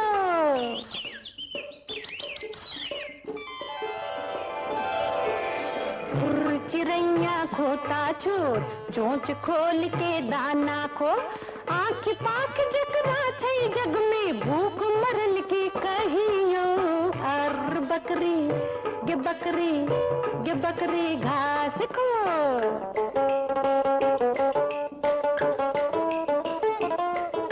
करनी धरनी किछ नहीं जिनकर, हुनकर जीवन भारी।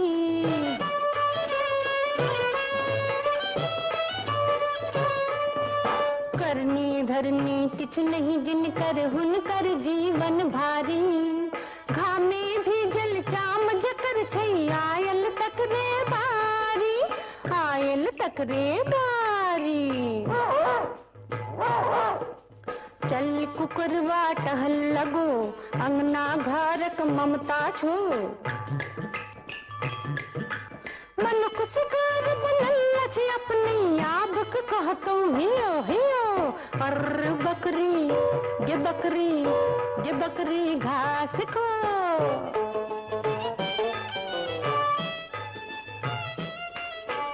पेट भरल पर दुनिया लागे, सूरदास की हरियर। दिल पर दुनिया ला गई सूरदास की हरियर प्रेम कहाती बनी फतिंगा भूख का जादू जोर गर भूख का जादू जोर गर भूख भूख कहीं उठता क्यों अपने पर खौझेता क्यों प्रेम रहा तू चार गुनोरा आलस की लतियों ने जो यार बकरी के बकरी घास को। ये श्रोताओं फिल्म ममता का था। ये भी मैथिली भाषा की फिल्म थी। ने कंप्लीट करी मिक्स बनाया फिर उसको घर घर में देखो पहुंचाया घंटों की कुकिंग को मिनटों में कर दिखाया वाह वाह वाह बढ़िया खाना बन के आया करी मास्टर ने जादू चलाया करी मास्टर ने कंप्लीट करी मिक्स बनाया। Curry Masters Complete Curry Mix available at all leading spice shops. श्रोताओं अभी हम बात करते हैं नेगेटिव गेयरिंग और कैपिटल गेन टैक्स के ऊपर। तो पहले तो नेगेटिव गेयरिंग को मैं बता दूं ये भला क्या है। जो लोग नहीं जानते हैं वैसे तो ये बड़ा पॉपुलर है हमारे भारतीयों में। तो जैसे कि आप सैलरी वेजेज अपना इनकम करते हैं और साथ साथ में आपने एक इन्वेस्टमेंट करा प्रॉपर्टी में और कई वजह से उसमें नुकसान होता है तो उस नुकसान को आप दूसरी इनकम से विच इज़ सैलरी वेजेज या बिजनेस की इनकम जो होती है उससे आप सेटअप कर देते हो जिससे कि वो आपको टैक्स से रिफंड मिल जाता है। तो एग्जांपल देना चाहूँगा कि समझो आपको 1.5 लाख की सैलरी है और उसमें आपने टैक्स दिया है समझो $50,000। अब यहाँ पे नेगेटिव गेयरिंग हुई आपकी वो $30,000 की हुई तो अब आपकी इनकम 1,20,000 रह गई। तो 1,20,000 पे आपको अब टैक्स समझो पड़ता है $40,000। ठीक है, तो $10,000 आपको एटीओ वापस करता था। तो एटीओ सॉर्ट ऑफ फंडिंग करता था आपकी नेगेटिव गेयरिंग को। तो ये नेगेटिव गेयरिंग बड़ा पॉपुलर होता था, लेकिन जैसा कि हमेशा होता है कि हमारी सरकार पॉलिसी बदलती रहती है, तो उन्होंने कुछ चेंजेस करे हैं जिसकी वजह से ये थोड़ा सा डिस्करेज हो गया।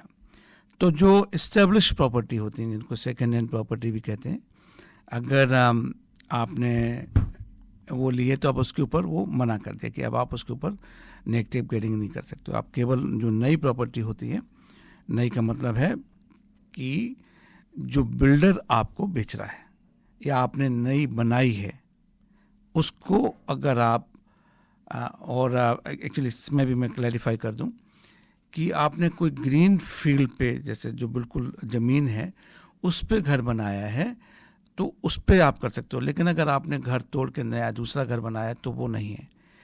और हाँ, अगर घर तोड़ के आपने 2 बनाए हैं तो उसमें हो सकता है नेगेटिव गेयरिंग का, वरना नहीं हो सकता है। तो जस्ट थोड़ा सा केयरफुल रहिएगा कि ऐसा नहीं कि नए घर आपने कहा हमने घर तोड़ा दूसरा बना लिया तो उससे बना लिया, तो वैसे नहीं हो सकता है।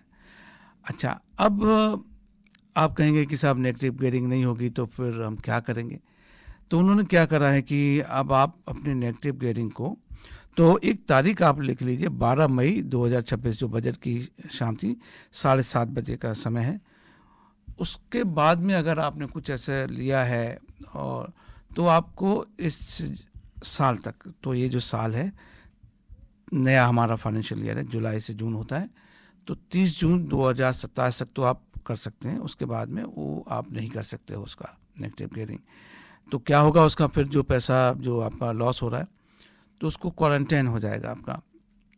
तो इसका मतलब ये हुआ कि आप अगर कोई और रेंटल इनकम आ रही है भविष्य में, उसके साथ में आप स्टार्टअप कर सकते हो, या इस साल में भी, मतलब जो भी साल है उस साल में अगर आपकी दूसरी प्रॉपर्टी से नेगेटिव गेयरिंग होती है उससे सेटअप आप कर सकते हो। ठीक है, या अगर वो से नहीं हो पा रहा है तो जब आप कल को आप प्रॉपर्टी बेचते हो, 1 मिलियन का 2 मिलियन हो गया, तो उस समय इस लॉस को आप यूज कर सकते हो। तो ये नटसेल में बोला है, आप ऐसे गूगल भी कर सकते हो, AI सर्च भी कर सकते हो, लेकिन इसमें जो इम्पोर्टेंट बात है कि जो डेट है, तो एक डेट ये हो गई कि 12 मई के पहले अगर आपने कोई प्रॉपर्टी ली है तो वो उस पर कोई फ़र्क नहीं पड़ा है, ठीक है। वो ग्रैंडफादरिंग रूल बोलते हैं, वो जैसे चल रहा था आपका वैसे चलेगा। एक तो ये पॉइंट हो गया। 12 मई के बाद में आपने लिया है तो केवल इसी साल में आपको जो भी मिलना है मिल गया, उसके बाद में नहीं मिलेगा, ठीक है। तीसरा है कि जो नया घर भी है उसकी डेफिनेशन को आपको बहुत क्लियरली समझना है कि अगर आपने घर तोड़ के उस पर एक ही घर बनाया तो उस पर नहीं मिलेगी, लेकिन अगर आपने घर तोड़ के उसमें डुप्लेक्स बनाया तो उसमें मिलेगी, तो उसको हम नया घर मानेंगे। अब ये नए घर की डेफिनेशन है, आप उसमें अपना कॉमन सेंस का जो लॉजिक होता है वो नहीं लगाएगा कि मैंने नया घर बनाया है, तो वो ऐसे नहीं होगा, ठीक है। तो अच्छा, कैपिटल गेन के बारे में थोड़ा उसके बाद में बात करते हैं। एक और हम बात कहना चाहते हैं आपसे, SMSF में, हाँ, तो SMSF में अभी जो लॉ पास हुआ है, जो पास हो चुका है लॉ, उसकी मैं बात कर रहा हूँ कि रेजिडेंशियल प्रॉपर्टी अगर आप SMSF में लेते हो, रेजिडेंशियल प्रॉपर्टी, केवल मैं रेजिडेंशियल की बात कर रहा हूँ, बार बार मैं रिपीट कर रहा हूँ इस बात को, क्योंकि ये कमर्शियल प्रॉपर्टी के लिए अप्लाई नहीं करता है। तो रेजिडेंशियल प्रॉपर्टी को अगर आपने SMSF में लिया है, SMSF का मतलब है सेल्फ मैनेज सुपर फंड, तो उसमें अब लोन नहीं ले सकते हो आप। पहले हम लोन ले सकते थे, अब लोन नहीं ले सकते हो। तो इसका मतलब है कि आप प्रॉपर्टी तो ले सकते हो लेकिन लोन नहीं ले सकते हो। होपफुली ये क्लियर हो जाए आपको। और SMSF में अगर आपका उसमें नुकसान होता है, 4 बातें होती हैं, तो वो आप क्योंकि ये नेगेटिव गेयरिंग नहीं कहलाती है SMSF में। आप मालूम पड़ा कि आपने 30,000 का अपना कंट्रीब्यूशन डाला है और आपका प्रॉपर्टी में नुकसान होता है, तो वो अलग तरीके से ट्रीट होगा। ये जो नेगेटिव गेयरिंग वाली बात करी थी वो केवल इंडिविजुअल के केस में करी थी। आशा कि आपको समझ में आया होगा। आप अगर चाहें तो अपने अकाउंटेंट से भी इसके बारे में बात कर लेना और आप अपनी जो पर्सनल सर्कमस्टांस है उसको दिमाग में रखते हुए कई डिसीजन को लेना। ये जेनरिक इन्फॉर्मेशन मैंने दी है, आशा है कि आपको ये लाभदायक सिद्ध होगी। ठीक है शशि जी, जी थोड़ा मैंने आपका ये थोड़ा बीच में तोड़ा था क्योंकि नहीं, कोई बात नहीं, धंधे की बात भी होना चाहिए, लोगों भी को आवश्यक है। पैसे का अगर झमेला अगर ठीक नहीं करा, दर्पण हर चीज की सहायता देने की कोशिश करता है, तो ये होना भी चाहिए, ये होना चाहिए। ठीक है ना। तो हम एक और हम अपना संदेश सुनते हैं और फिर हम बात करते हैं आपसे वापस। भाई साहब, ये करी मास्टर्स और अन्य मसालों में क्या अंतर है? बहन जी, करी मास्टर्स कंप्लीट करी मिक्स है। इसमें अनियन, गार्लिक, जिंजर, टमाटर, नमक, मिर्च, हल्दी, धनिया वे सभी मसाले मिले हुए आते हैं। ये बनाने में बहुत ही आसान और खाने में लाजवाब है। It's so easy. इनकी वेबसाइट का एड्रेस है www.currymasters.com.au। तो श्रोताओ, मैं प्रदीप जी को भी लेके आ रहा हूँ। प्रदीप जी कैसे हैं? आप भी तो मिथिला के रहने वाले हैं ना? नहीं, मैं बिल्कुल मिथिला का रहने वाला तो नहीं हूँ, लेकिन अरे पड़ोसी हैं भाई, और क्या है। आप तो पड़ोसी हैं और बड़ी सुंदर मधुर भाषा है। हाँ। और शिशिर जी ने जो बताया इसके बारे में बड़ा अच्छा लगा। राजा जनक के बारे में, जनक किसे कहते हैं उसके बारे में। मुझे भी एक्चुअली ये पहली बार मालूम, मैं समझता था कि उनका नाम जनक है। हाँ, और खास बात ये है कि जब उन्होंने मैथिली में बोला ऋचा जी की प्रशंसा करते हुए तो उन्होंने जिस भाषा का प्रयोग किया वो मतलब मिली जुली मुझे लगा कि बंगाली भी है, उड़िया भी है। मैं बंगाल में रह चुका हूँ इसलिए मैं उससे अच्छी तरह से हाँ, तभी आप इतने इंटेलिजेंट हैं। धन्यवाद इसके लिए। तो लेकिन ये है कि बड़ा अच्छा प्रोग्राम चल रहा है। शिशिर जी ये बड़ा अच्छी बातें कर रहे हैं और बड़ा उनका प्रभावशाली व्यक्तित्व है, बड़ा अच्छा लगा। और शिशिर जी क्योंकि एआई में है तो मैं ये चाहूंगा कि एक और प्रोग्राम है वो एआई के बारे में भी आकर बात करें, क्योंकि हमारा सौभाग्य है, मैं हमेशा प्रस्तुत हूँ। शिशिर जी को हाँ बिल्कुल। आप तो एआई के ऊपर अभी नेक्स्ट टॉपिक आपका हो गया अवश्य जी। और उसमें हम मिथिला को भी थोड़ा सा हम टच करते रहेंगे। ये मैंने सोचा है थोड़ा मिथिला के ऊपर हम बात करते रहेंगे, जिससे कि जो हमने आज चेतना में थोड़ी सी आग लगाई है उसमें तो थोड़ा उसमें घी डालते रहे बाद में। और हमें बड़ा गर्व है कि जितनी सुंदर तरीके से हमारी ऋचा जी ने ऋचा जी ने तो प्रोग्राम में जान ही डाल दिया। कमाल हो, फैंटास्टिक है। बहुत मजा आया। हाँ बिल्कुल। तो जो एक्चुअली हम सुना रहे हैं, जो इन्होंने हमें रिकॉर्ड करके दिए हैं, वो तो ऋचा जी की आवाज के आगे कुछ है ही नहीं। बहुत सुंदर एक्चुअली। और आशीष जी का बहुत बहुत धन्यवाद कि वो यहाँ आकर हमसे बात की और अगले प्रोग्राम में भी आने का वादा करते हैं, क्योंकि हमें उनकी जो मल्टी टैलेंट है उसका उपयोग करते हैं अपने दर्पण रेडियो में। जी धन्यवाद प्रदीप जी।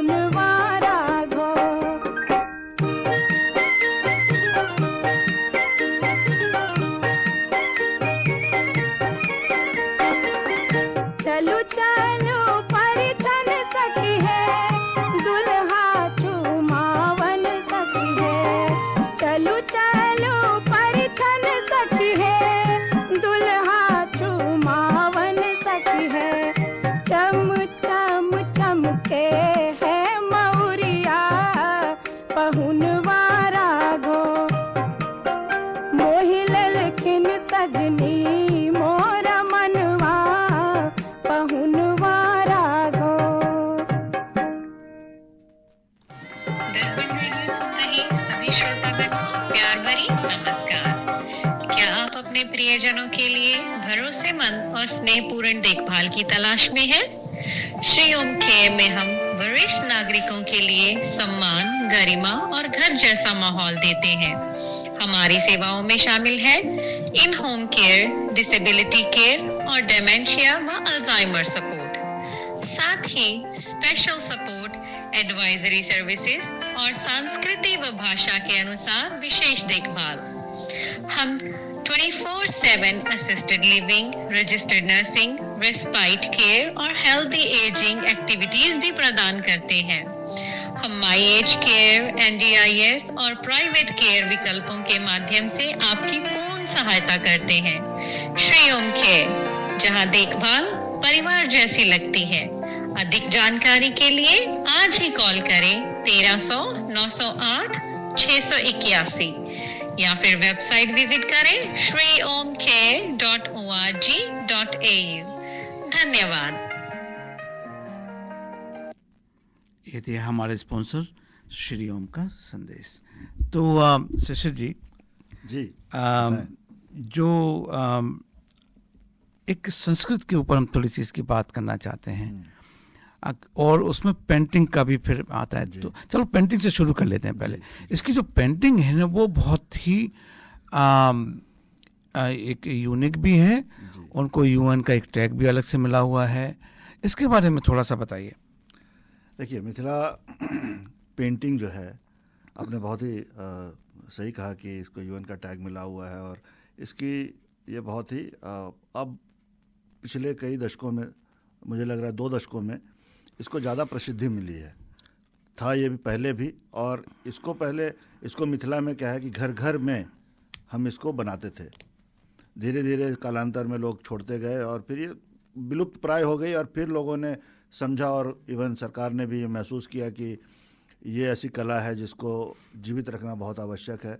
तो इसको जानबूझकर और सरकार के प्रयासों से इसको जीवंत किया गया।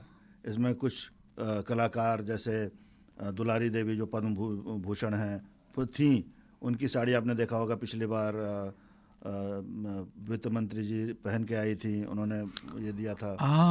अच्छा जी, दुलारी जी द्वारा प्रदत्त वो साड़ी थी।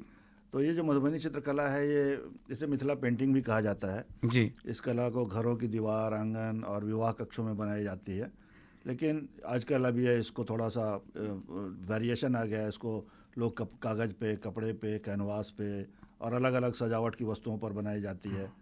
इसके अलग अलग शैलियाँ हैं, आप इन शैलियों में नहीं जाते हैं, थोड़ा सा सूक्ष्म हो जाएगा। लेकिन मिथिला में और दूसरे प्रकार के भी कलाएँ हैं जिसको हम बोलते हैं अरिपन कला। सिक्की घास से लोग ये बनाते हैं, रखने की चीज़ें बनाते हैं जिसको सिक्की घास की कला बोलते हैं।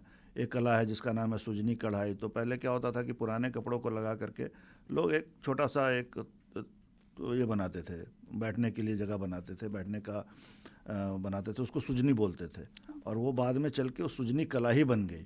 अच्छा जी। इसके अलावा लोग मिट्टी की मूर्तियाँ बनाते हैं, लोक मुखौटे बांस की लकड़ियों से भी काफ़ी कुछ मिथिला स्पेसिफिक चीज़ें बनती हैं। तो ये सारी चीज़ें हैं जो, तो ये अगर मैं बात करूं कि जो ये पेंटिंग वगैरह हैं, वो आपकी पूरी जो संस्कृति है, जो आपका इतिहास है, वो भी दर्शाता होगा। हाँ, तो जो आपके राजा रहे हैं उन सब का होता क्या मिथिला में ऐसा क्या फ़र्क है, ये मेरा शायद प्रश्न है। तो मधुबनी कला में देखिए कि क्या है कि हमारा जो मेन क्या है, राम भगवान अयोध्या से आए और उन्होंने सीता जी से विवाह किया।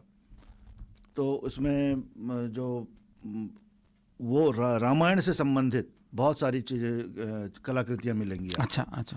उसमें हनुमान जी भी मिलेंगे, राम भगवान की, और मुख्य प्रकार से राम और सीता के विवाह के ऊपर में बहुत सारी कलाकृतियाँ मिलेंगी। अच्छा अच्छा, वो है एक जी। अच्छा। और उसमें फिर अब तो धीरे धीरे से मैं यहाँ पर सिडनी में एक व्यक्ति को जानता हूँ, एक हमारे मित्र हैं, उनको जानता हूँ, जिन्होंने इवन सिडनी और इनका जो भी अपना सिडनी का जो ब्रिज है उसके ऊपर भी, उसको भी मिथिला कलाकृति का आकार दिया है। हार्बर ब्रिज की आप बात, हार्बर ब्रिज की, जी हार्बर ब्रिज की बात कर रहा हूँ। और वो जो अपना एक, तो वो यहाँ पर सिडनी में है, सिडनी में। अच्छा। और भारत में भी मैं ऐसे लोगों से जुड़ा हुआ हूँ जो बहुत ज़्यादा फेमस नहीं है, लेकिन वो अपने आप को सस्टेन कर रहे हैं मात्र इस कला के माध्यम से। और अच्छा। जो लोग मुख्य रूप से उनका शोषण करते हैं, उनकी कलाओं को ले लेते हैं और उसे या तो अपने नाम पे चलाते हैं या फिर उसी कला को बहुत अधिक मूल्य में बेचते हैं। तो मैं इसको शोषण तो नहीं कहूँगा। देखिए एक मैं बात बोलूँ आपको, जी। जो वो व्यक्ति जो मान लो कहीं पे, मान लो दरभंगा में कोई एक गांव में कोई बना रहा है, उसको वहाँ पे समझो वो 100 रुपये में बेच रहा है, हाँ। और किसी ने 100 रुपये में ली है, जी, तो उसमें कोई शोषण नहीं हुआ। अगर मैं आके उसको $100 में बेचता हूँ, अब उसको व्यापार कह सकते हैं, लेकिन मेरा ये मानना है कि यदि उस व्यक्ति को उसकी पहचान ना दी जाए कि ये व्यक्ति, वो अलग बात आ गई। वो चोरी करना एक अलग बात हो गई कि आपने किसी की तो वहाँ पर इसीलिए मैं ऐसे लोगों से जुड़ा हुआ हूँ बिहार में जिनको कोई नहीं जानता, लेकिन वो बहुत ही अच्छा कलाकृति बनाते हैं, और मेरा एक प्रण ये भी है कि अभी आने वाले कुछ महीनों में एक बहुत ही बड़ा हम एक उसके कुछ प्रदर्शनी करेंगे, और बिहार के जो आप हमें बताइए, हम दर्पण रेडियो के हमारे जो भी श्रोता हैं उसमें पार्टिसिपेट करेंगे, वो खरीदेंगे उसको। बिल्कुल बिल्कुल, और बिहार के जो एकदम ग्रास रूट लेवल के जो कलाकार हैं, उन सबके कला को हम यहाँ पर प्रदर्शित करेंगे जी। और हमारी ये इच्छा है कि उन सबको उनका सम्मान मिले, उन सबको जो उनका जो उनको अभी तक नहीं मिल पाया है, लोग नहीं जानते हैं, और वो ऐसे कला को बनाते हैं, उन सबको उनका सम्मान मिले। क्योंकि एक तो ये बात है, लेकिन मैं तो कहूँगा एक मेरा एक पहलू है इसके बारे में, वो ये कि जितनी ज़्यादा हर घर में जाए पेंटिंग, हाँ बिल्कुल, इतनी अफोर्डेबल हो, हर आदमी अफोर्डेबल होना, चोरी भी करे, सारा फोटो कॉपी करे, कोई फर्क, लेकिन जाने एक बार को उसकी एक्सेप्टेंस आ जाएगी तो उसकी वैल्यू 4 बातें आना शुरू हो जाती है। ऐसे मैं सोच रहा हूँ, इस नंबर गेम। ये इसको थोड़ा सा इस तरह भी देख सकते हैं कि इस चीज को अगर यदि हम बिजनेस का फॉर्म समझते हैं, तो ये केवल कुछ लोगों के हाथ में ही सेंटर्ड है, ये कुछ लोग ही इसको चला रहे हैं, और वो इतनी वैल्यू पर बेचते हैं जिसका मतलब लोग अफोर्ड नहीं कर सकते बेसिकली। एग्जैक्टली। अब जैसे कि समझो कि मैं अपने बिजनेस से हम हर साल कुछ ऐसे देते हैं। अब अगर आप चाहिए तो जैसे आपने, जब आपसे बात कर रहा हूँ सोच भी रहा था कि समझो कि आपने हमें समझो हमने आपसे 100 पेंटिंग ली, वो हम अपने जो क्लाइंट को देते हैं, तो अगर वो अफोर्डेबल होंगी तो मैं दे पाऊंगा, वरना नहीं दे पाएंगे। एग्जैक्टली वही बात है। अगर आप वो कहेंगे भाई ये $100 के, तो फिर कहाँ से होगा, नहीं हो पाएगा। तो अगर आप चलिए अभी हम बिजनेस डील भी कर लेते हैं, आप हमें जो है ना 100 पेंटिंग दीजिए, हम अपने क्लाइंट को देते हैं। तो इस तरीके से अच्छा शिशिर जी, अगर आप इजाज़त दें तो एक मैं मैसेज पढ़ना चाहूँगा। अवश्य। तो जो हमारे सुशील जी लिखते हैं, बहुत अच्छा रेडियो प्रोग्राम चल रहा है। लीला जी लिखती हैं लीला जी हमारी बहुत डेडिकेटेड कंट्रीब्यूटर भी हैं, लिसनर भी हैं। मैं श्री कृष्ण पर एक आइटम 22 भाषाओं में गाती हूँ, जो विभिन्न धुनों पर आधारित है। उसमें मैथिली भाषा में भी एक गीत है। मैथिली भाषा, कन्हैया तोहर बसी सबक मन मोहे, सबक मन बोहे, सबक मन बोहे, कन्हैया तोहर बसी पे मोती मूंगा सोहे, मोती के झिलमिल सबक मन बोहे। मेरा यह आइटम स्कूलों कवि सम्मेलनों में बहुत लोकप्रिय हुआ। अरे क्या बात है लीला जी, तो बहुत मल्टी डायमेंशनल है भाई। हमारे प्रदीप उपाध्याय जी कहते हैं, इन्वेस्टमेंट प्रॉपर्टी के बारे में यतीन जी द्वारा दी गई जानकारी सभी श्रोताओं के लिए अत्यंत उपयोगी है, लेकिन टैक्स के नियमों को यदि व्यावहारिकता के संदर्भ में देखा जाए तो कुल मिलाकर यही संदेश कि एक घर भगवान ने दिया हुआ है, उसमें आप खुश रहिए, जो प्राप्त है आप प्रदीप जी क्यों हमारे अकाउंटेंट के बिजनेस को बंद करना चाहते हैं?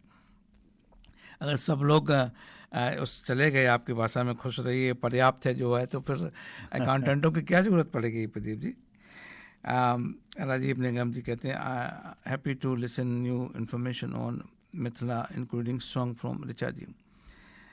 ऋचा जी फिर से लिखती हैं, प्रदीप जी, यतीन जी, शिशिर जी, मुझे अवसर देने के लिए आभार, धन्यवाद। मेरी दिली इच्छा है कि दर्पण रेडियो के माध्यम से एक लोकगीत पर कार्यक्रम हो जिसमें सभी प्रांतों के लोग। बहुत अच्छी है आपकी सलाह है। लोकगीत का बहुत बड़ी बात है, और वो आपको छू जाते हैं। अगर आप थोड़ा सा, बॉलीवुड ने क्या कर दिया कि हमारी सारी विंडो बंद कर दी है, केवल एक ही रह गई है। बिल्कुल। ऋचा जी आप कह रही हैं कि क्या सुंदर गीत है, पावनवा और राग। हाँ, मुझे बड़ा अच्छा लगा था ये। रीता जी कहते हैं, मिथिला भाषा की मिठास का कोई बात ही निराली है। रीता जी फिर लिखती हैं कि ये अति सुंदर विचार है। तो रीता जी भी आपके विचार से सहमत हैं ऋचा जी। तो लोकगीत के ऊपर हम एक प्रोग्राम करते हैं। नितिन जी लिख रहे हैं, नितिन जी हमेशा की तरह आज का कार्यक्रम भी जानकारी पूर्ण पेश किया। जिससे मैथिली भाषा पर बहुत ही नई जानकारी मिली। विद्यास्पति बाल विवाह संस्कृति से मालूमात हुई और गाने की बहुत ही कर्ण मधुर हैं। हमारे चेतन साजी लिखते हैं listening to your programme from Mumbai. अरे मुंबई में है, बड़ी गर्मी चल रही होगी वहाँ पे।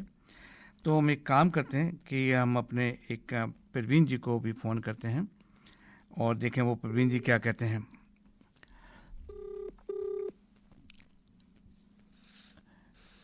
प्रवीण जी दर्पण रेडियो में आपका बहुत बहुत स्वागत है। थैंक यू, बताइए। Nice to be here, thank you. आप बताइए हमारे श्रोताओं के लिए क्या कहना चाहते हैं। एक तो बड़ा अच्छा लग रहा है कि अपनी अपनी भाषा को सुन के और हर एक के जो विचार हैं और आपका भी जो प्रेजेंटेशन इज फैंटास्टिक। सिंधी में से बैठ के सुनना, you so blessed, so blessed to see this, चलिए to have this. We have to promote this more, इसको ज़्यादा प्रमोट करना पड़ेगा। जैसे आपने पहले बात करी रिगार्डिंग द बजट जी, तो उस पे हाँ उस समय इसमें काफी अनसर्टेनिटी है, कंफ्यूजन है मार्केट को जी, क्या गवर्नमेंट कर रही है, क्या कोशिश कर रही है, उनकी इंटेंशन क्या है। एक और प्रॉब्लम ये भी है कि हो सकती है जैसे उन्होंने बजट सोचा था ऐसे पास ना हो इन दी एंड, तो थोड़ा कंफ्यूजन है मार्केट में, उसको प्लीज आप एलाबोरेट कर देंगे, दैट विल बी ग्रेट। जी, तो प्रवीण जी एक तो बात आपने बोला इंटेंशन क्या है। इंटेंशन बहुत सिंपल है कि जो अमीर हैं उनसे लिया जाए और फिर सेंट्रल लिंक के थ्रू लोगों को दिया जाए। एक तो ये है इंटेंशन। दूसरा इंटेंशन ये है कि लोग नई प्रॉपर्टी खरीदें और अगर कोई बना रहा है तो एक की बजाय 2 घर बनाए। ये उनका जो मैं सिंपल वे में बोल रहा हूँ कि पुरानी प्रॉपर्टी पे उन्होंने इंसेंटिव ख़त्म कर दिया। तो इसका मतलब है कि अब आपको अगर नेगेटिव गेयरिंग का फ़ायदा उठाना है तो नई प्रॉपर्टी बनाओ, ठीक है, नई प्रॉपर्टी लो। अगर आप बनाते हो तो आपने अगर घर तोड़ा तो एक की बजाय अगर 2 बनाओगे तो आपको नेगेटिव गेयरिंग मिलेगी, वरना आपको नहीं मिलेगी। ये इसका मूल उनका उद्देश्य है कि घर की नंबर तो सप्लाई को बढ़ाना चाहते हैं। ठीक है। अब हाँ, अब इसके जो लॉ है, जो इसका लॉ भी पास हो चुका है नेगेटिव गेयरिंग के ऊपर।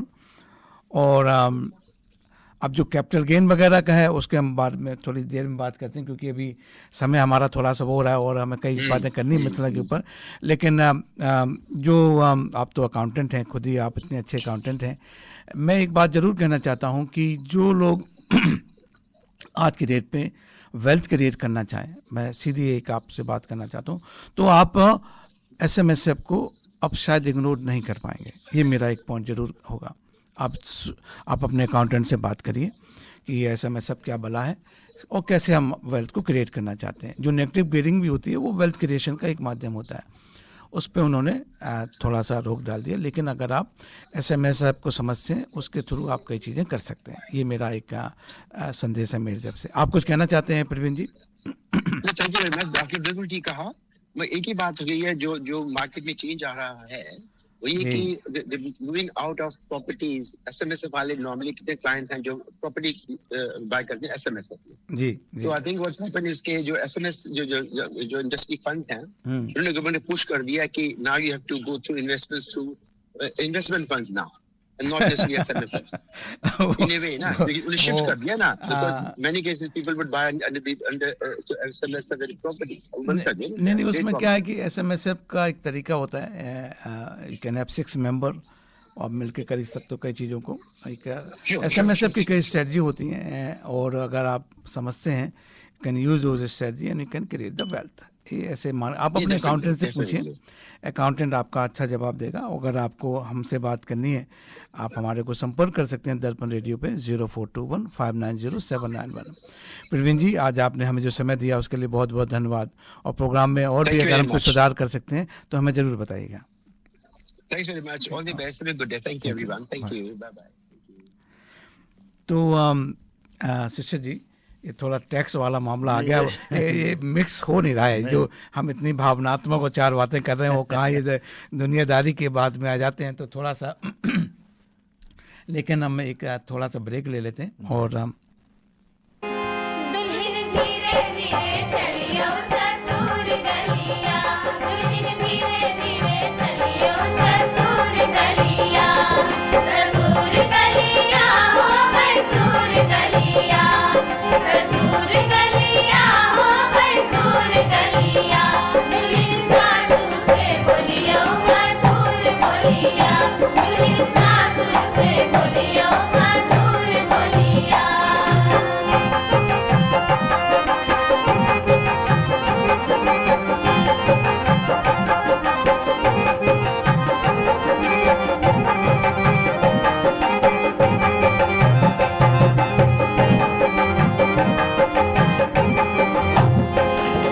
मधुर बोलिया हो अनार कलिया, मधुर बोलिया हो अनार कलिया, मधुर बोलिया हो अनार कलिया, मधुर बोलिया हो अनार कलिया, दुल्हन नंदी के दियो हजार डलिया, दुल्हन नंदी के दियो हजार डलिया, दुल्हन धीरे धीरे चलियो ससुर गलिया, दुल्हन धीरे धीरे चलियो ससुर गलिया।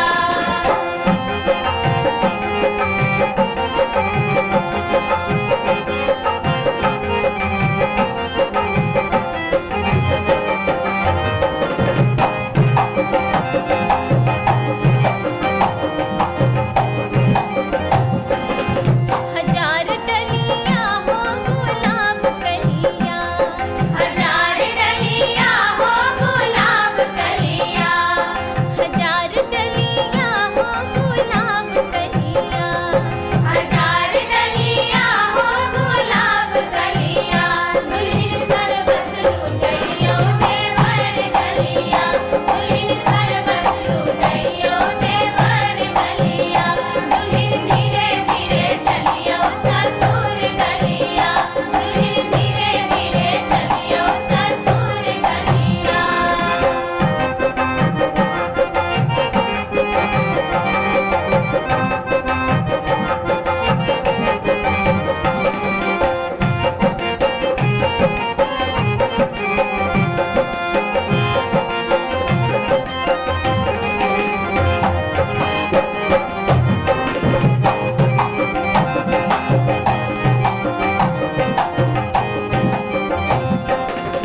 मंगल गाँव मिली सब सखिया, मंगल गाँव मिली सब सखिया, मंगल गाँव मिली सब सखिया, मंगल गाँव मिली सब सखिया, दुल्हा दुल्हन अचल रहे गोबरिया, दुल्हा दुल्हन अचल रहे गोबरिया, दुल्हन धीरे धीरे चलियो ससुर गलिया, दुल्हन धीरे धीरे चलियो ससुर गलिया, दुल्हन धीरे धीरे चलियो ससुर गलिया, दुल्हन धीरे धीरे चलियो ससुर गलिया। श्रोताओं, ये गैस करना है आपको कि किसने गाना गाया था। भाई साहब, ये करी मास्टर्स और अन्य मसालों में क्या अंतर है? बहन जी, करी मास्टर्स कंप्लीट करी मिक्स है। इसमें आनियन, गार्लिक, जिंजर, टमाटर, नमक, मिर्च, हल्दी, धनिया वे सभी मसाले मिले हुए आते हैं। ये बनाने में बहुत ही आसान और खाने में लाजवाब है। It's so easy. इनकी वेबसाइट का एड्रेस है www.currymasters.com.au। तो शिशिर जी, समय मैं चाहता हूं कि आप थोड़ा सा हमारे श्रोताओं को ये बताइए कि यहाँ पर लोकल एक्टिविटी क्या हो रही है। मैं सोचा था कि काफ़ी कुछ हम कवर कर लेंगे, लेकिन काफ़ी कुछ मैं तो सोचा था सारा ही कवर कर लेंगे, लेकिन नहीं हो पाया। तो हम ऐसे कर लेते हैं, पहले तो हम यहाँ पे क्या क्या आप कर रहे हो जिससे कि लोग आपसे जुड़ें और मैथिली भाषा को जो लोग सीखना चाहते हैं, सुनना चाहते हैं और कुछ भी कंट्रीब्यूट करना चाहते हैं तो कैसे करें?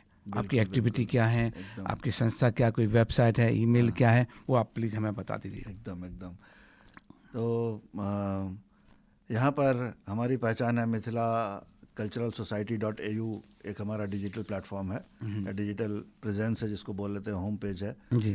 तो मिथिला कल्चरल सोसाइटी .au, इस पर जाएं और यहाँ पर हम हमारे संस्था से संबंधित आपको सारी जानकारियाँ मिलेगी।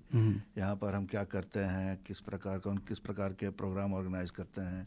तभी आने वाला पिछले साल हमने मिथिला महोत्सव किया जिसको बहुत ही प्रसिद्धि मिली और बहुत बड़े बड़े लोगों ने उसके ऊपर में अपने कमेंट्स दिए जो कि बहुत ही उत्साहवर्धक था।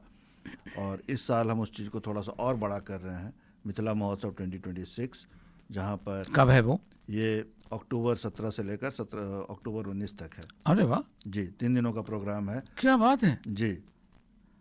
और 3 दिनों में हम यहाँ पर दुर्गा पूजा भी कर रहे हैं क्योंकि हम शाक्त हैं। मिथिला के जो संतति हैं, मिथिला के जो लोग हैं उनको शाक्त बोला जाता है क्योंकि शाक्त, शक्ति के जो उपासक होते हैं उनको शाक्त बोला जाता है। अच्छा हाँ। तो क्योंकि माता जानकी के हम संतान हैं और माता जानकी शक्ति स्वरूपा हैं। अच्छा। तो हम शाक्त हैं और इसीलिए दुर्गा माता का, काली माता का हमारे सभ्यता में, हमारे संस्कृति में बहुत ही महान स्थान है। और उसी परंपरा में हम दुर्गा पूजा का आयोजन यहाँ पर कर रहे हैं। अच्छा। जो पूरी तरह से मिथिला और मैथिली से को समर्पित है। अच्छा। और उसमें एक सेगमेंट हम 3 घंटे का देंगे जो पूरी तरह से, जिसका शीर्षक होगा मिथिला महोत्सव 2026, जिसमें मिथिला से संबंधित गायन, नृत्य, आर्ट, कला, संस्कृति, कोई लिखना चाहता है, कोई बोलना चाहता है, इस हर चीज़ होगी। और ये 3 घंटा, वैसे तो तीनों दिन पूरा डेडिकेटेड होगा मैथिली के ऊपर में, लेकिन ये 3 घंटा हम लोग साथ आएंगे, बातें करेंगे। लोग कहाँ पे है ये क्वेकर्स हिल कम्युनिटी सेंटर में है। अच्छा। 17 अक्टूबर से 19 अक्टूबर।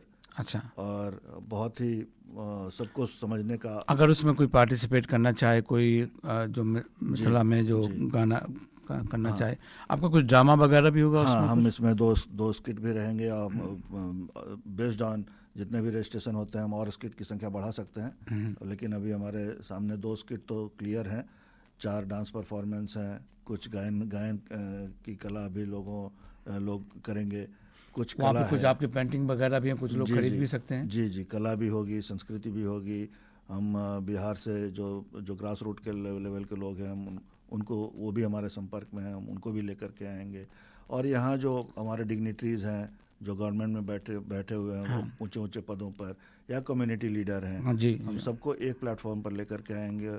और मल्टी कल्चरल ऑस्ट्रेलिया का तो वहाँ पे जो मैथिली की कुछ ड्रेसेस भी होती है, लाइक कपड़े जैसे। हाँ, मैथिली का अब देखेंगे, धोती कुर्ता तो सभी पहनते हैं, लेकिन मिथिला का पाग और दुपट्टा ये पहचान है। तो वहाँ पे मिलेगा खरीदने को? हाँ, बिल्कुल, पाग और दुपट्टा का भी व्यवस्था। आप ये देखिएगा कि जो वहाँ पे रोफ मैथिली में पूरा रंग जाए। एकदम हमारा यही प्रयास है कि आने वाला जो समय है वो ड्रेसेस मंगाइए सब लोग, मैं सबसे पहले खरीदने वाला हूँ। बिल्कुल, मैं पूरी तरह वही पहन के मैं आऊँगा। कटिबद्ध हूँ इस चीज़ को उस ऊंचाइयों पर ले जाने के लिए। मिथिला, मैथिली और मिथिलाक्षर को अपनी पहचान मिले। दुर्गा पूजा में आप सभी जुड़े, आएँ। 17 अक्टूबर से 19 अक्टूबर षष्ठी, सप्तमी और अष्टमी का दिन रहेगा शायद, या सप्तमी, अष्टमी, नवमी का दिन रहेगा। तो हमारी दुर्गा माता का आगमन हो रहा है, वो रास्ते में है और बहुत शीघ्र सिडनी में उनका पदार्पण होने वाला है। आप लोग आएँ, जुड़ें और दिल खोल कर अपना। एक बार अपना नंबर दोबारा से दे दीजिए। जी, मेरा नंबर है 0426 399 461 और वेबसाइट का नाम है मिथिला कल्चरल सोसाइटी .au। कृपा करके हमसे जुड़ें। जी, तो श्रोताओ, प्रोग्राम समाप्त होने वाला है। 2 मिनट रह गए हैं। जल्दी से मैं जो और भी लोगों के आए हैं संदेश में पढ़ देता हूँ। जो इन्वेस्टमेंट एडवाइस दे रहे हैं चेतन शाह जी की FCNR में डालिए, 6% मिलेगा आपको। वो 6% हमें चाहिए 16%। चेतन जी क्या करें? तो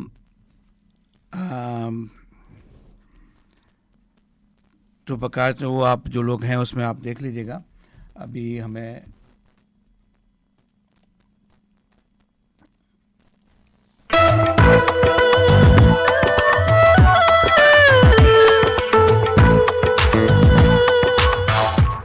been listening to The Hindi Show. Join us next Sunday to contribute and provide feedback on anything you heard today. Contact us on feedback@darpanradio.org.au. आप सुन रहे थे हिंदी कार्यक्रम। हमें हर रविवार सुनिए सुबह 9 बजे से। अपने विचार भेजिए आज के कार्यक्रम के बारे में। ईमेल कीजिए feedback@darpanradio.org.au। तो श्रोताओं, मुझे यतीन्द्र गुप्ता और शिशिर जी को आप आज्ञा दीजिए। आपका आज का रविवार बहुत अच्छा हो, ऐसी हम कामना करते हैं। और अपने प्रोग्राम, हमारा जो प्रोग्राम है इसके बारे में फीडबैक ज़रूर दीजिएगा। आपको प्रोग्राम कैसा लगा और हम क्या इम्प्रूव कर सकते हैं। आपकी जो बुराइयां भी होंगी, आपकी जो गालियां भी होगी, वो भी हमारे लिए आशीर्वाद जैसी होंगी। तो हम आपसे अब विदा लेते हैं और जाते जाते आपके लिए एक अच्छा सा मैथिली में ही गाना छोड़ते हैं। धन्यवाद श्रोताओं। धन्यवाद।